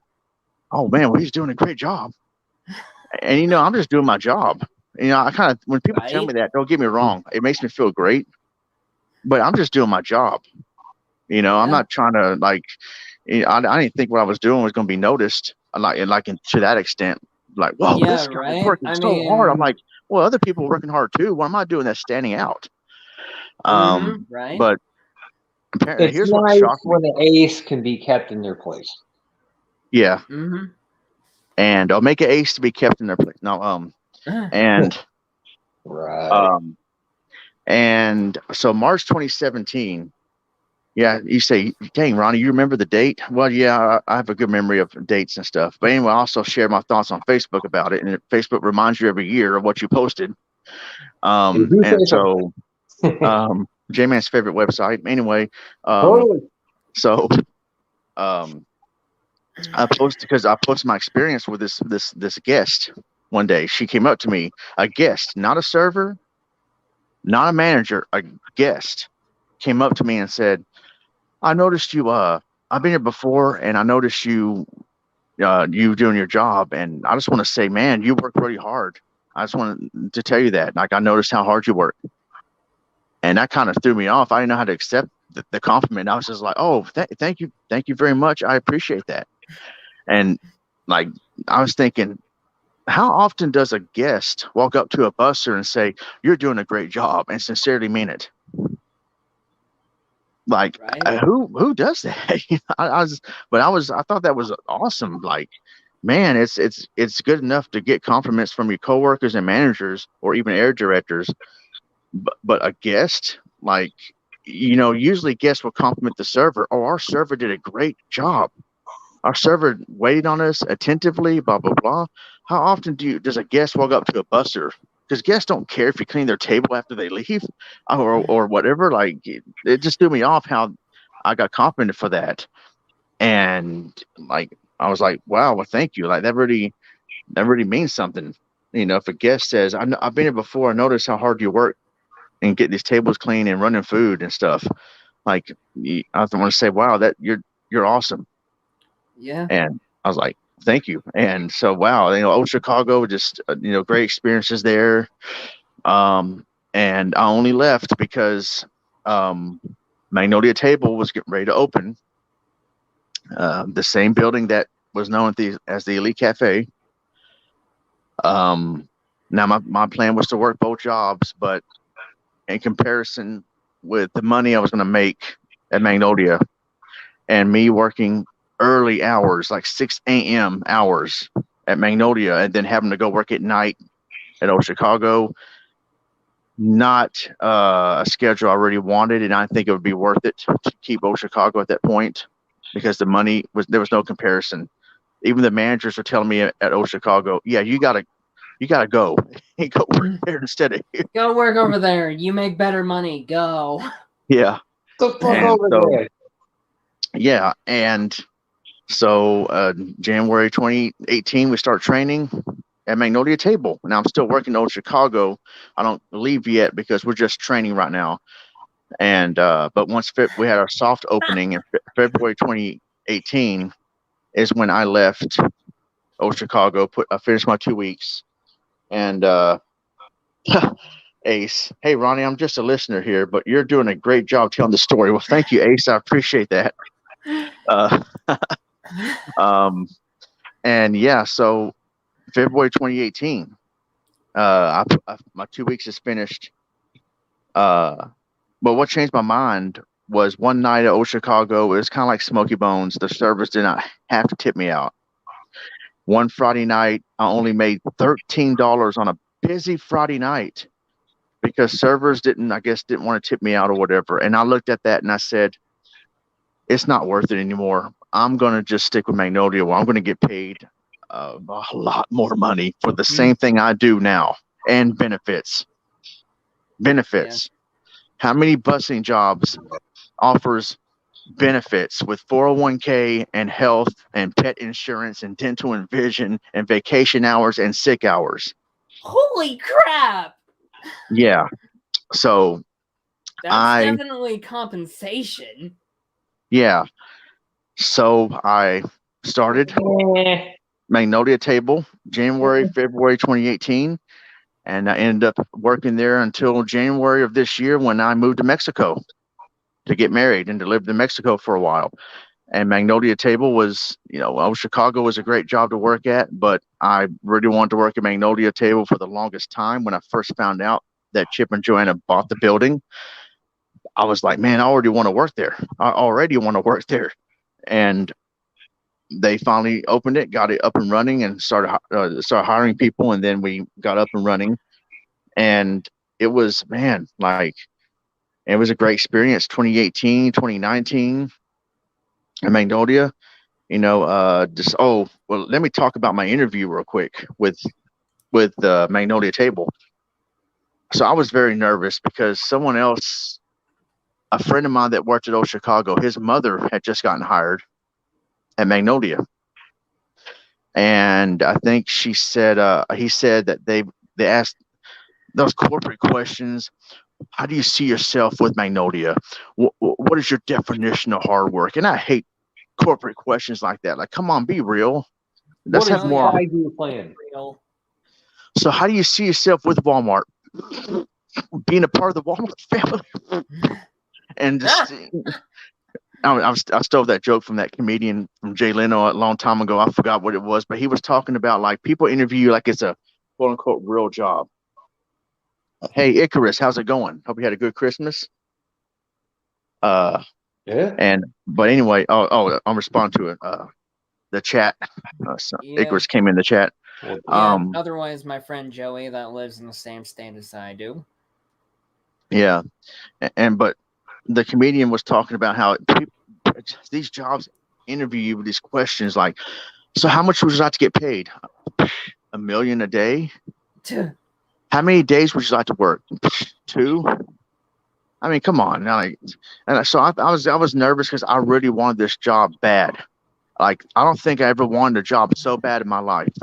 I wanted this job bad, and I was going to do what I could to get this job, as far as, like, put a gun to someone's head. No, I'm kidding. But I was going to do whatever it took.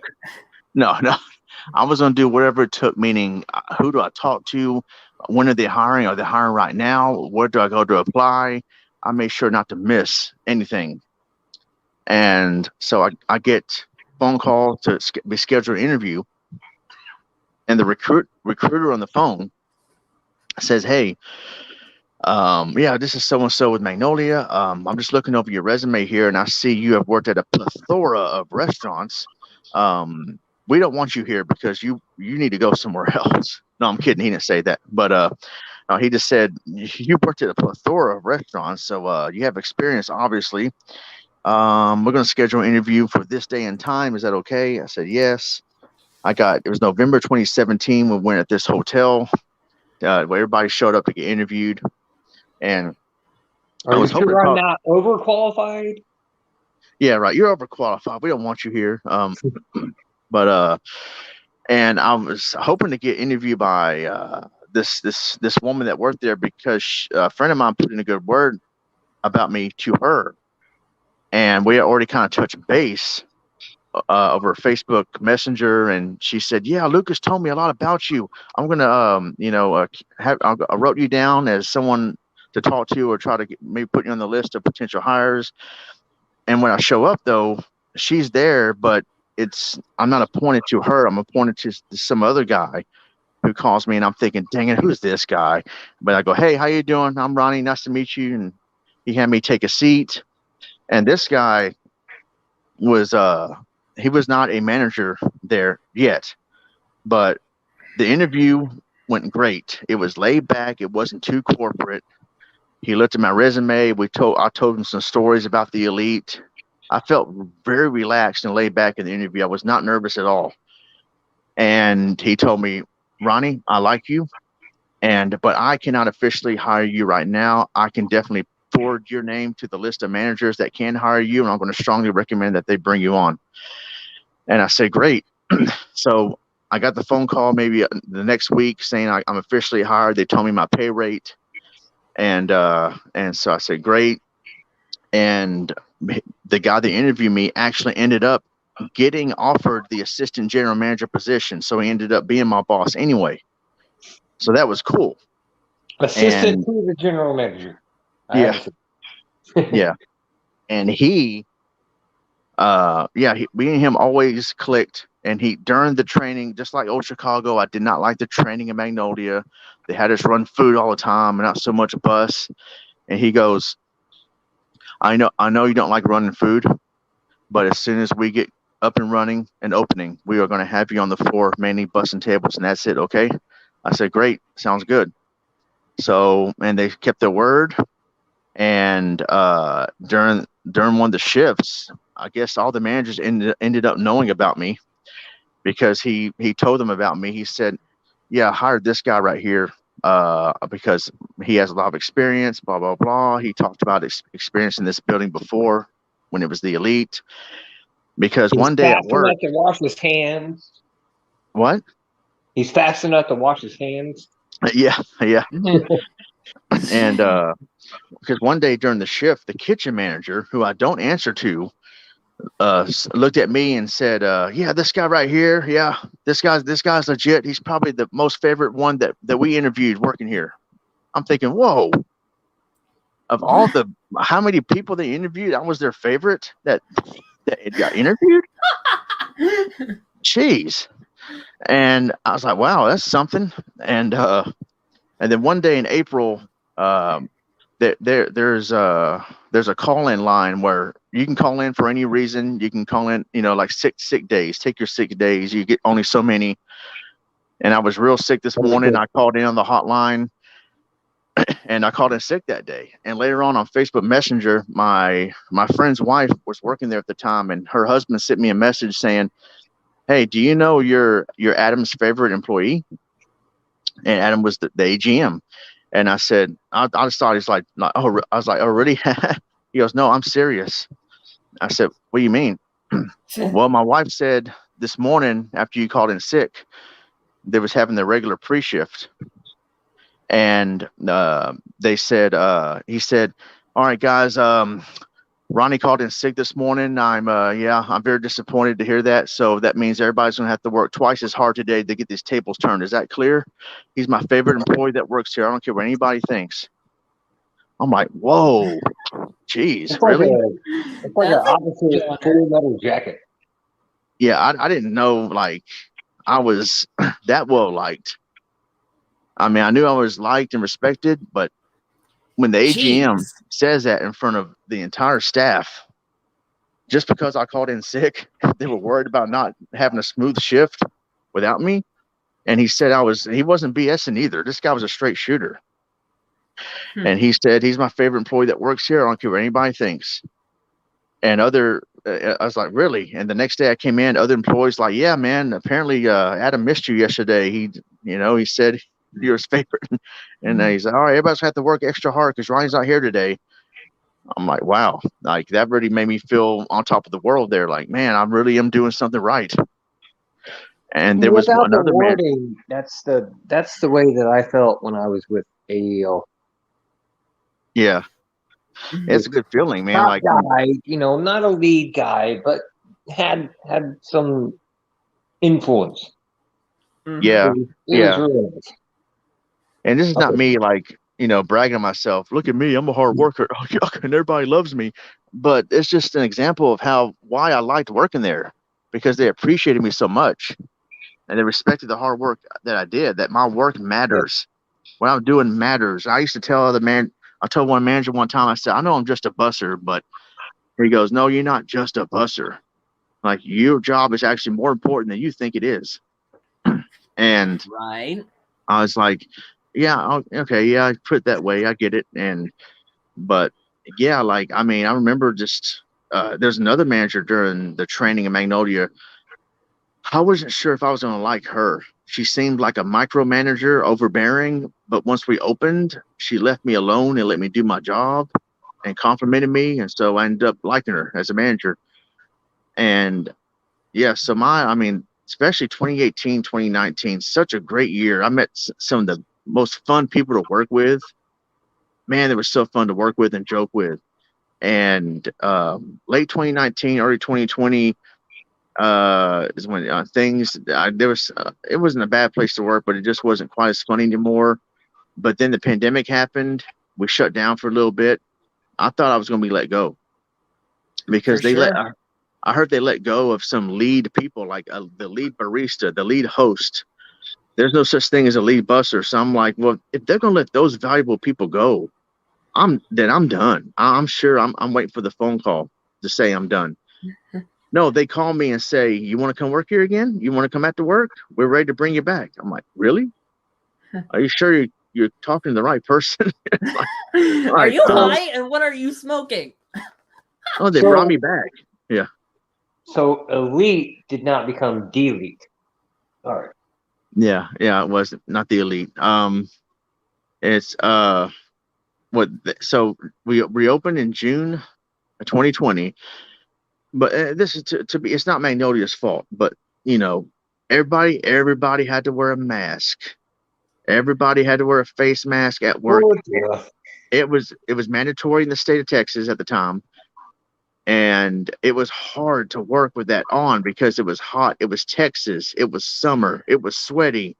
I had to take my mask off every so often to wipe the sweat and off my face and just to breathe correctly.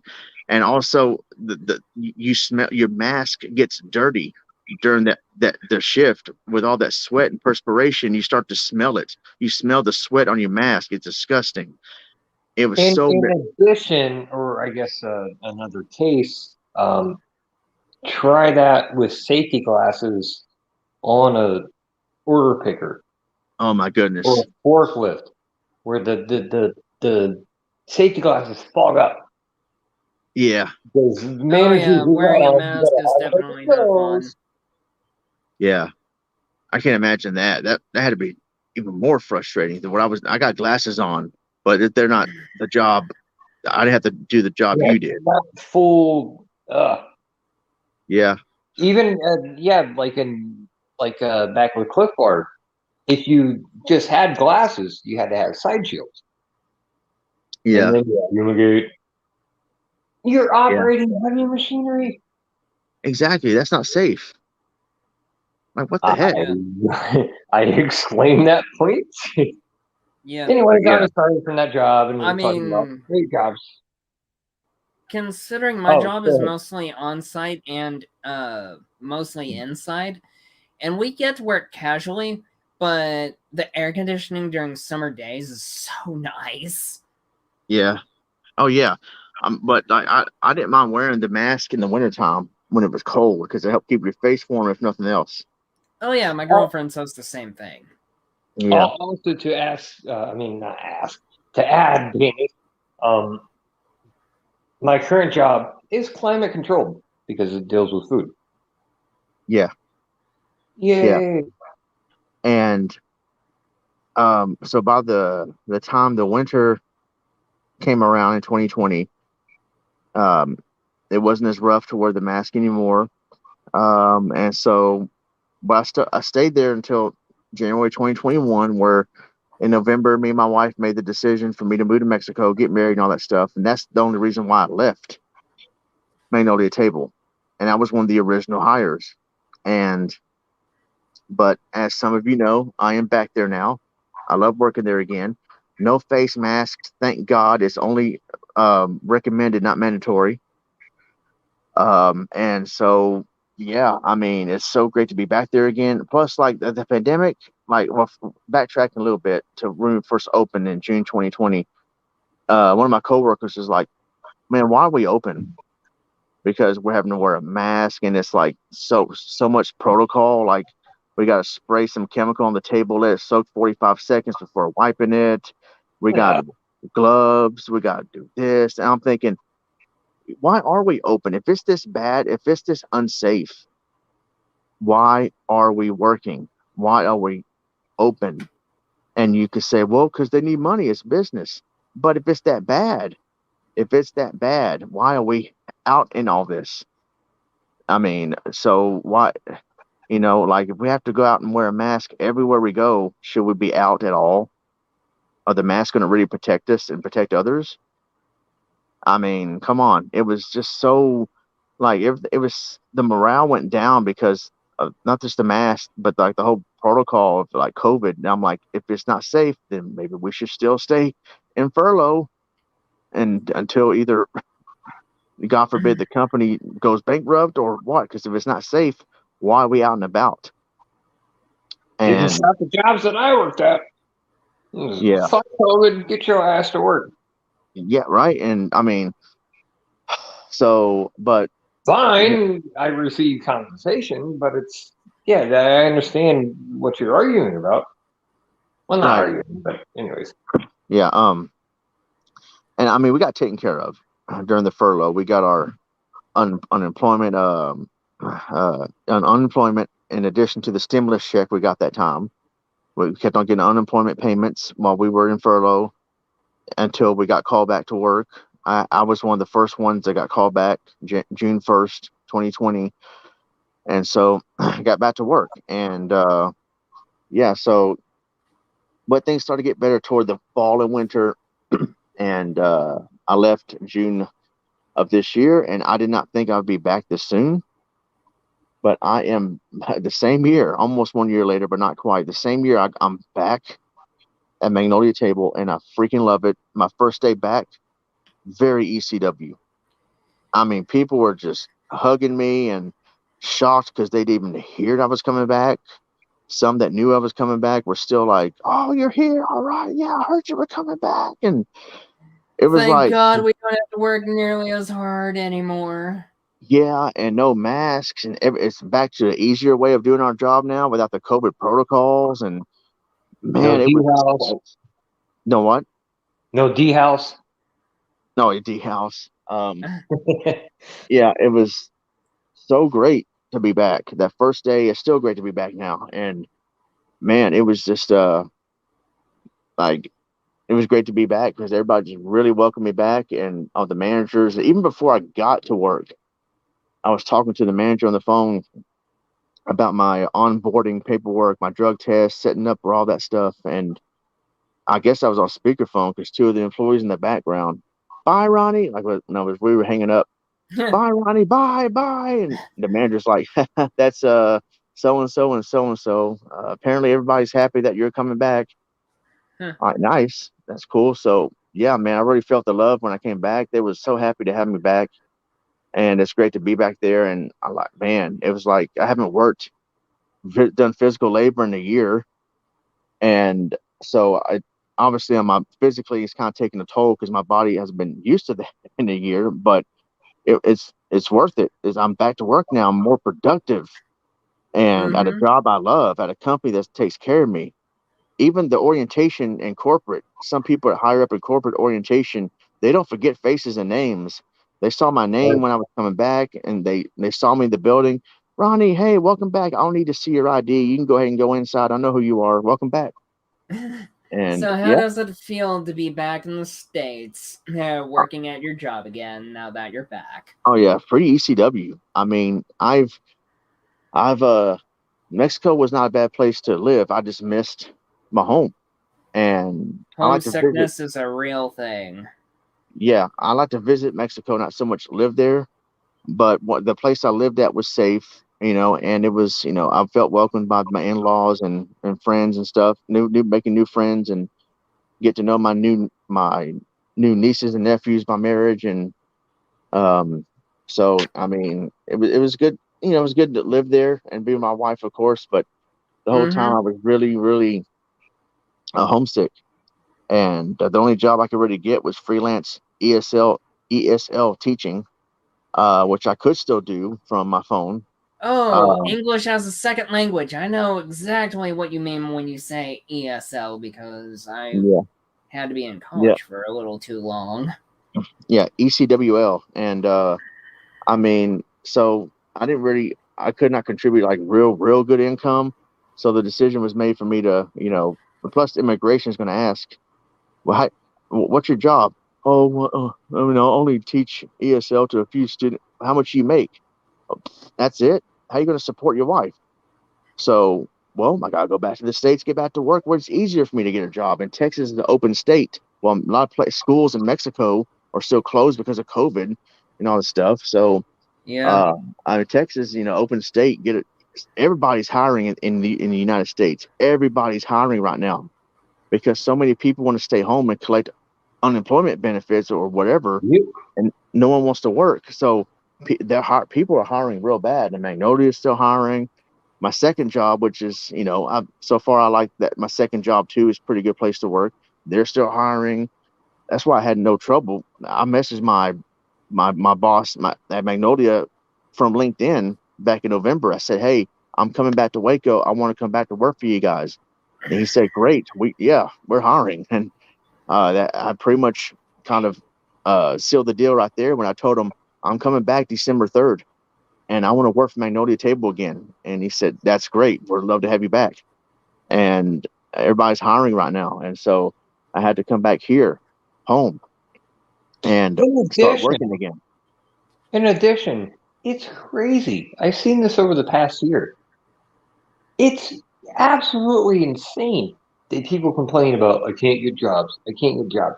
They are everywhere. Yeah.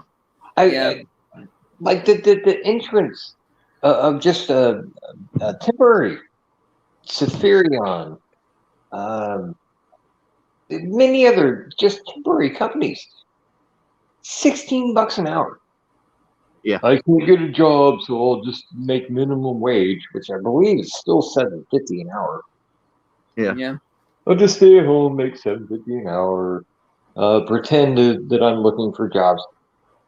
What kind of life is that? Not a very productive one. You can make at least double. I make almost triple that. I take apart machines, I spray them, I foam them, I put them back together with a team. It's it's not that simple, but whatever. Yeah. It's not that fucking hard though. I totally get that. Go get a goddamn job. Well, some people are.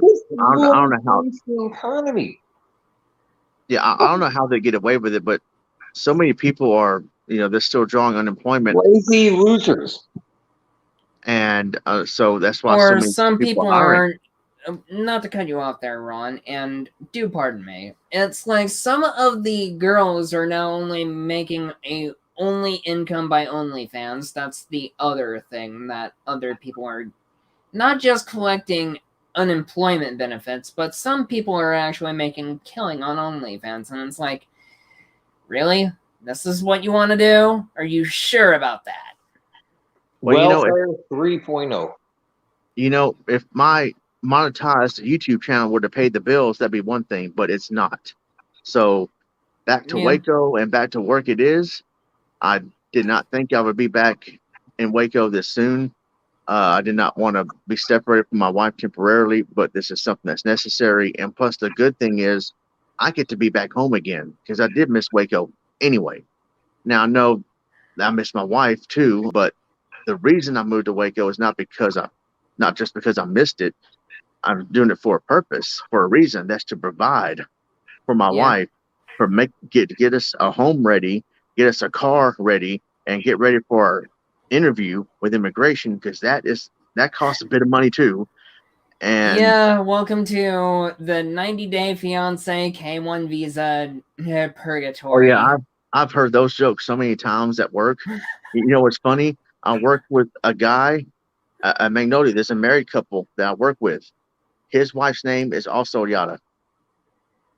The same name as my wife. That's not really a common name. Maybe it is in Mexico. I don't know, but I never heard the name Yada in my life until I met her at Magnolia Table, and then 1 month later, I meet my Yada online, and I'm like, Hey, you know, I Got work it, for the got woman, it. dang on it. So That must be some sort of sick joke or God playing a joke. yeah, and Seinfeld. I've talked to them. I said, hey, we've got to go on a double date as soon as my wife comes to the United States. And he's like, deal. They're like, deal. We got to. There's no way we cannot do that.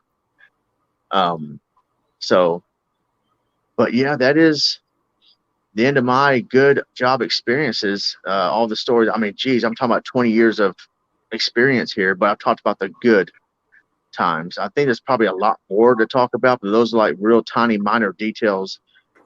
I've been doing it 20 years. And as far as the workforce, I've been working since 98, but that was a janitorial job and there's nothing special to talk about. But oh man, Kurt Cobain worked in high school janitorial, and that's what I And did. I was a student. I was a student and a part-time janitorial worker at my high school for my last 2 years in school, 98 through 99, then 99 through 2000.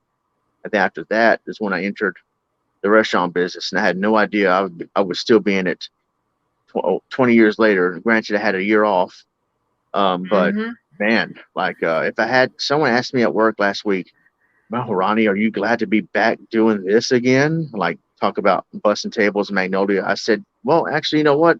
I always said to myself, if I had to go back to the restaurant business, it would indeed be Magnolia Table. and Magnolia Table is pretty ECW. It is. If you guys ever come to Waco by any chance, yeah, stop by. There's always a seat at the table. At And Magnolia, that's not a pun I made up. That's actually part of the tagline of the restaurant where everybody the has a seat at the slogan, table. Yeah.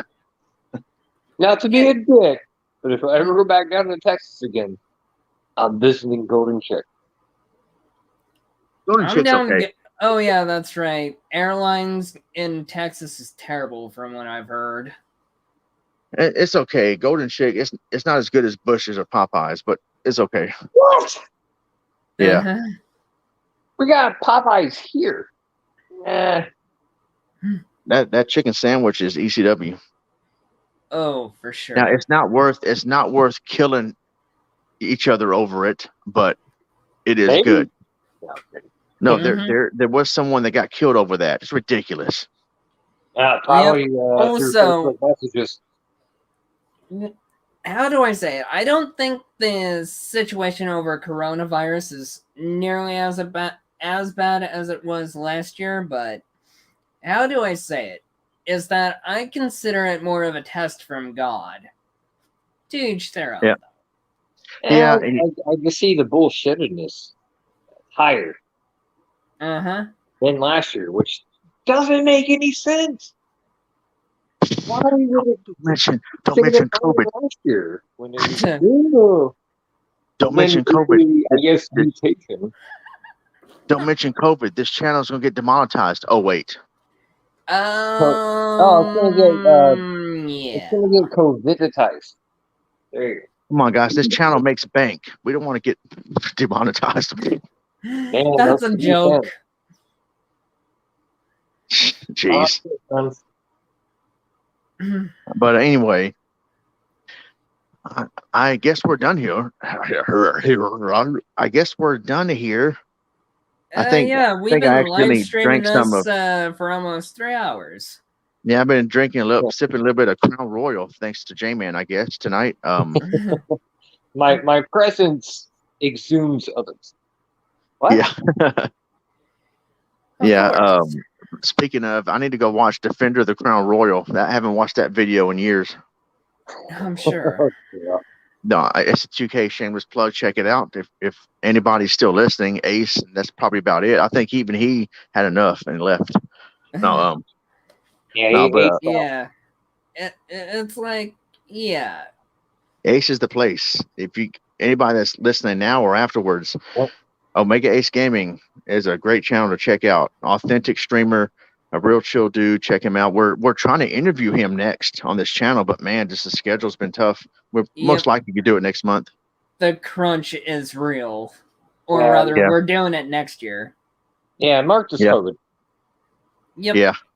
I mean, how do I say it? Is that The shots of COVID do not bode well. They suck. Even the boosters shot sucks. Shot to the arm, and you're to to don't you? blame. You love a bad. Motherfucker, I will not take no shot. Yeah, well, I had to, or I wouldn't be in Waco now. Mm-hmm. But anyway, Acceptable. Yeah. I'm only speaking upon myself. Yeah. Yeah. Well, It makes sense. But Okay. before all this is that I was actually more than happy just to get off my feet due to 2020 outbreak of COVID. And how do I say it? My tendinitis is doing much better because getting laid off from Red Robin was definitely a little bit of a godsend. Even though I put in my 2 weeks notice, it's just, yeah, I'm tapping out here. Yeah, and I don't have tendinitis, but I have like blisters. Well, one main blister, my left pinky toe, and man, it's ugly. And I'm glad I had these couple of days off, and it's been rough, dude. Like the constant walking, like from okay, so I live close to Magnolia. I can walk to and from the job, no problem. I can be there real quick. But still, like in addition to walking 8 hours in the morning from 7 to 3 or 8 to 4, whenever I get that day, that's a lot of walking. I get a 15-minute break, but still, that's a lot of walking. Yeah. And I have to walk home after that to hurry up and make it home just to eat real quick. And then I do take a Uber. I can't walk to my other second job. That's just too far. I take a Uber and work an additional 5, maybe 6 hours at night, walking, and more walking. And I am just like limping like crazy by the time I get off work. Mm-hmm. Sometimes during the shift, you'll see me limp. I try to hide it. I can hide it for the most part, but I get to where I can't anymore. I'm like, oh man, just my feet. You've gotten older, and yeah. Have you thought about using orthotic foot pads to help with to basically minimize blisters or blistering on your feet? So I think my wife sent me an idea. Invest in a bicycle, a cheap bicycle. I guess so. Yeah, someone did recommend that. I have to use basically foot pads from Dr. Scholl's to help with the tendinitis. Either foot pads or something called moleskin. Well, I use the insole gels, and the gels are like walking on clouds. It's the most comfortable thing. My boss suggested I use moleskin, where it's like thin sheets of this sticky paper or something that you can cut into whatever shape you want them to be in, and it'll stick to your blister and help, I think, soothe the pain and help it go down, the swelling, the blister to go down. And you can find it in the same place you can get a Band-Aid or whatever. So yeah, I'm going to hopefully get that here the next day or two. I don't go back to work till Monday night. But man, the onslaught of Monday morning Magnolia and then PF Chang's at night, especially 2 days or 3 days in a row. Oh man, that's rough. And my body so much is getting used to it, but my feet has been the one that's suffering a lot lately. But hopefully my feet will get more used to that. But like I said, after New Year's, my schedule is going to be a lot less hectic because my part-time job at night will have me mainly just work Friday and Saturday nights from now on, and then only extra shifts if I'm needed. Like, hey, someone got sick. Can you come in and help us out tonight? Okay. All right. So, because man, this ends the 60 great jobcast. Yeah. I said it wrong like Bear. Thus ends but yeah, that explains why you don't. That's why, and explains why you don't haven't been able to stream in a while. I started to connect the dots now. Well, that's one of the reasons why. I also don't have internet here at my mom's, so I can't really. Well, I might be able to get internet here at my mom's. Long story short, the internet, the Spectrum is in my uncle's name, and unfortunately, he passed away. But even before that, he was very sick. I mean, obviously, sadly, on his deathbed, I'm not going to bother him with, "Oh, uncle, can you order internet for me here? I'll pay for it. I'm on pocket." And like he can't, he was not physically able, mentally able to talk about that in his last days. So obviously, I can't call them and say, "Yeah, can I order?" I can't do it. It's in his name. He has to give the account number, verify his name, and all that stuff because the internet, the Spectrum cable that my mom has is in his name. Now that he's gone, I don't know what we're going to do with that. My cousin, his daughter, might have to, get in there and say, "Well, he passed away. Can we transfer the name to Ronnie or whoever else?" And Yeah. then I hear that because of the pandemic, some elderly people are qualified for free internet. Wow. I don't know if you heard that, but it's not a joke. My mom's neighbor confirmed it. Some people are eligible for the internet, elderly. Now, my mom has no business being on the internet. She does not know anything about the internet, not know how to use it. But heck, Yeah. I could take, if it's free while I'm living here for a little bit. I mean, You hey, would take it at the word go. but here's the thing. Is it going to be high speed internet where I can stream smoothly, or is it going to be cheap DSL internet where I can't stream smoothly like it was in Mexico? Right. So I don't know. And that's why I haven't been able to stream. I don't have my own place yet. It's going to be a while. And that's granted. I can't go to Jody's or my neighbor's house or whatever and stream whenever I want for various reasons. My neighbor has a laptop. I don't know if you can stream. Well, I think you can stream on a laptop, but it has to be a good one, I guess. But it has to be, how do you say, the laptop has to be in good working condition, and it has to be a fairly modern or new type of laptop. Yeah, because my wife's old laptop, I tried to load an NES emulator and it had trouble doing that. I said, "What? Get out of here." Man, But you must have had a really trying time just trying to get content out while you were in Mexico. for the most part, yeah, stupid power going out every other day. The internet buffering in the morning time, it was almost impossible, but nighttime wasn't so bad. And yeah, so I got so sick of that internet connection and the power going out in Mexico. It was so annoying. You've seen it happen. You've been in the streams when they happen. I've been in the streams, yes, I recall. So were you able to meet Mazen at any given point or time? Unfortunately not. Maybe, I don't know if that would have happened even if I would stay another year, because he lives on the other side of the country. And I mean, it's just hard for us to meet, and he works and stuff, and we were going to try and make it happen, but unfortunately it could not. But we were definitely going to do a collab together if we were in person. That would have been ECW. That would have been the highlight of your channel, his channel, or heck, even that S2TK. Yeah, he would have been translating for me for any Hispanic speakers that came in.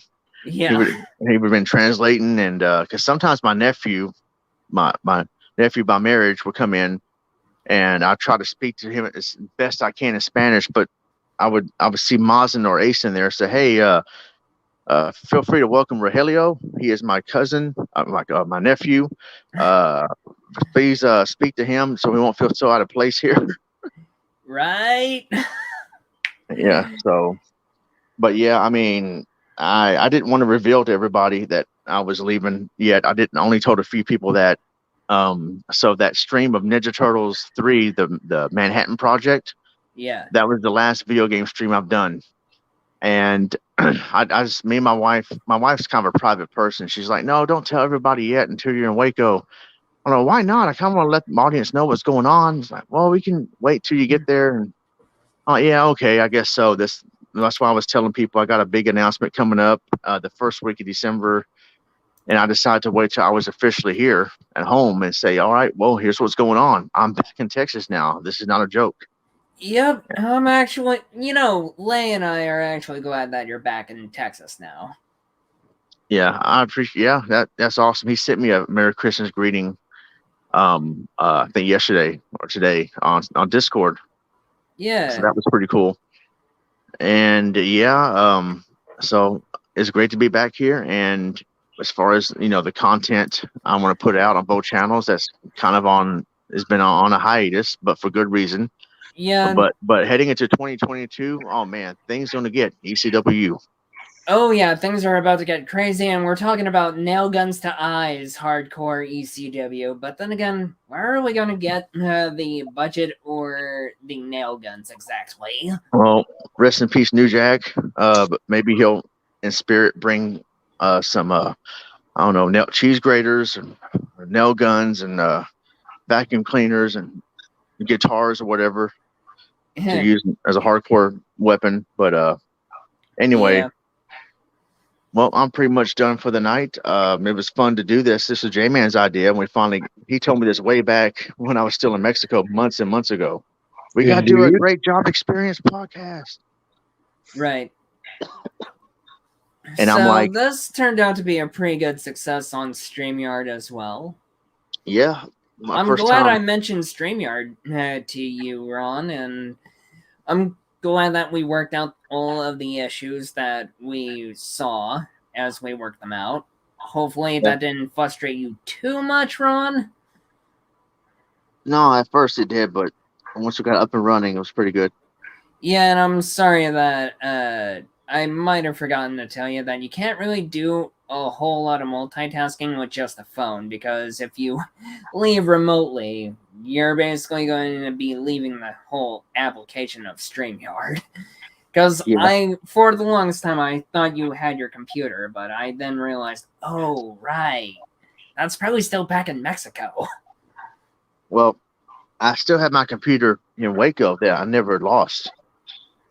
It's been my mom's, so I do have my computer. I just don't have internet on my computer. But my computer in Mexico has been sold. So yeah, that computer is gone. And that computer itself wasn't bad. It just needed to be upgraded. But the internet and power in Mexico was a joke. Oh, by far a joke. I mean, it probably doesn't compare to when I was basically streaming off of Wi-Fi a few years back when we first got internet back. Yeah. But yeah, it's like sort of like how I've recently, like you were saying, how you and your wife are more introverted and very private. I've started to become more of a private person, so I don't like sticking my nose where it don't belong when people are going to treat me very badly for asking a personal question. Yeah. Yeah. And I know this limits boundaries, and I rather not step over a boundary when people are going to be down my throat. My wife is actually extroverted, but still very private. Like I would share like in your throat. What? That's what she said. Well, she like on Facebook. You remember when I would share on Facebook my new car that it was new at the time, my Ford Taurus, and I shared it on Facebook, and then Facebook would remind me, hey, 10 years ago you shared this, so I reshared it. Hey, look at my new car, and she was like, honey, that's not correct. You share, your materialistic things on Facebook. I'm like, well, I was just sharing my car. I got a new car. It was like an experience from 10 years ago. I wanted to reshare again because that was a good moment. Yeah, but you shouldn't share your car to everybody. I'm like, oh, what is the big deal? It's okay. But yeah, so she's like that. Like, don't share this. Don't share. I obviously know not to share real personal stuff or financial stuff or whatever. Hey guys, I just made $5,000 tonight. Or like if I were to win the lottery, obviously I wouldn't broadcast it on social media. I'm just asking. Oh heavens, no! I mean, considering I have how do you say introvertedness and also introvertedness, they call that being an ambivert. So I have the best of two worlds. Yeah. And for a year, ever since the pandemic happened and since I got laid off, I started to enjoy more of that free time and that me time of me. Yeah. And also, I stay out of the online dramas, and I look out for the people that I align myself to and who they are. And of course, I look after my own back. So I'm not the little blind sheeple that will follow everybody that I align myself with to the ends of the earth. No. Yeah. Of course, some people would say that just because I look out for my community and look out for my back, that might be a selfish nature, but at the same time, it's not because I like looking out for myself and everybody else. It's just I am selectively who I align myself with. Yeah. Yep. I mean, my girlfriend's an introvert. I'm an ambivert, so yeah. I'm an ECW vert. To ECW. And speaking of, we got just joined the call. How the heck, we got you there? Oh, come on. What? Did he Oh, really? Yeah, guys. Yeah, guys. Tim Folin. The car never starts, The and podcast never ends. yeah, Also, and it's Shameless. like I also basically have been beaten into me not to share out any personal information of any kind. But Right, yeah, because doxing is not ECW. I'm not a certain YouTuber that seems to align himself in a lot of online drama, and as I've said before, I don't treat the internet like high school. It's like, you Yeah. guys can do what you want, just leave me out of it. Right. Yeah. And yeah, exactly. I've seen people like now. I kind of like to watch drama channels, and not so much just to be a part of the drama or stir up the drama or whatever. But like certain I love channels like Tipster. It's a drama channel, but he's a drama channel that actually he reports things the right way. He's very unbiased. He's very like down the middle, and is not quick to believe everything he reads or hears. And he gives people the benefit of a doubt. He gives people a chance to come on the show and talk their side of the story, no matter even if he disagrees with them.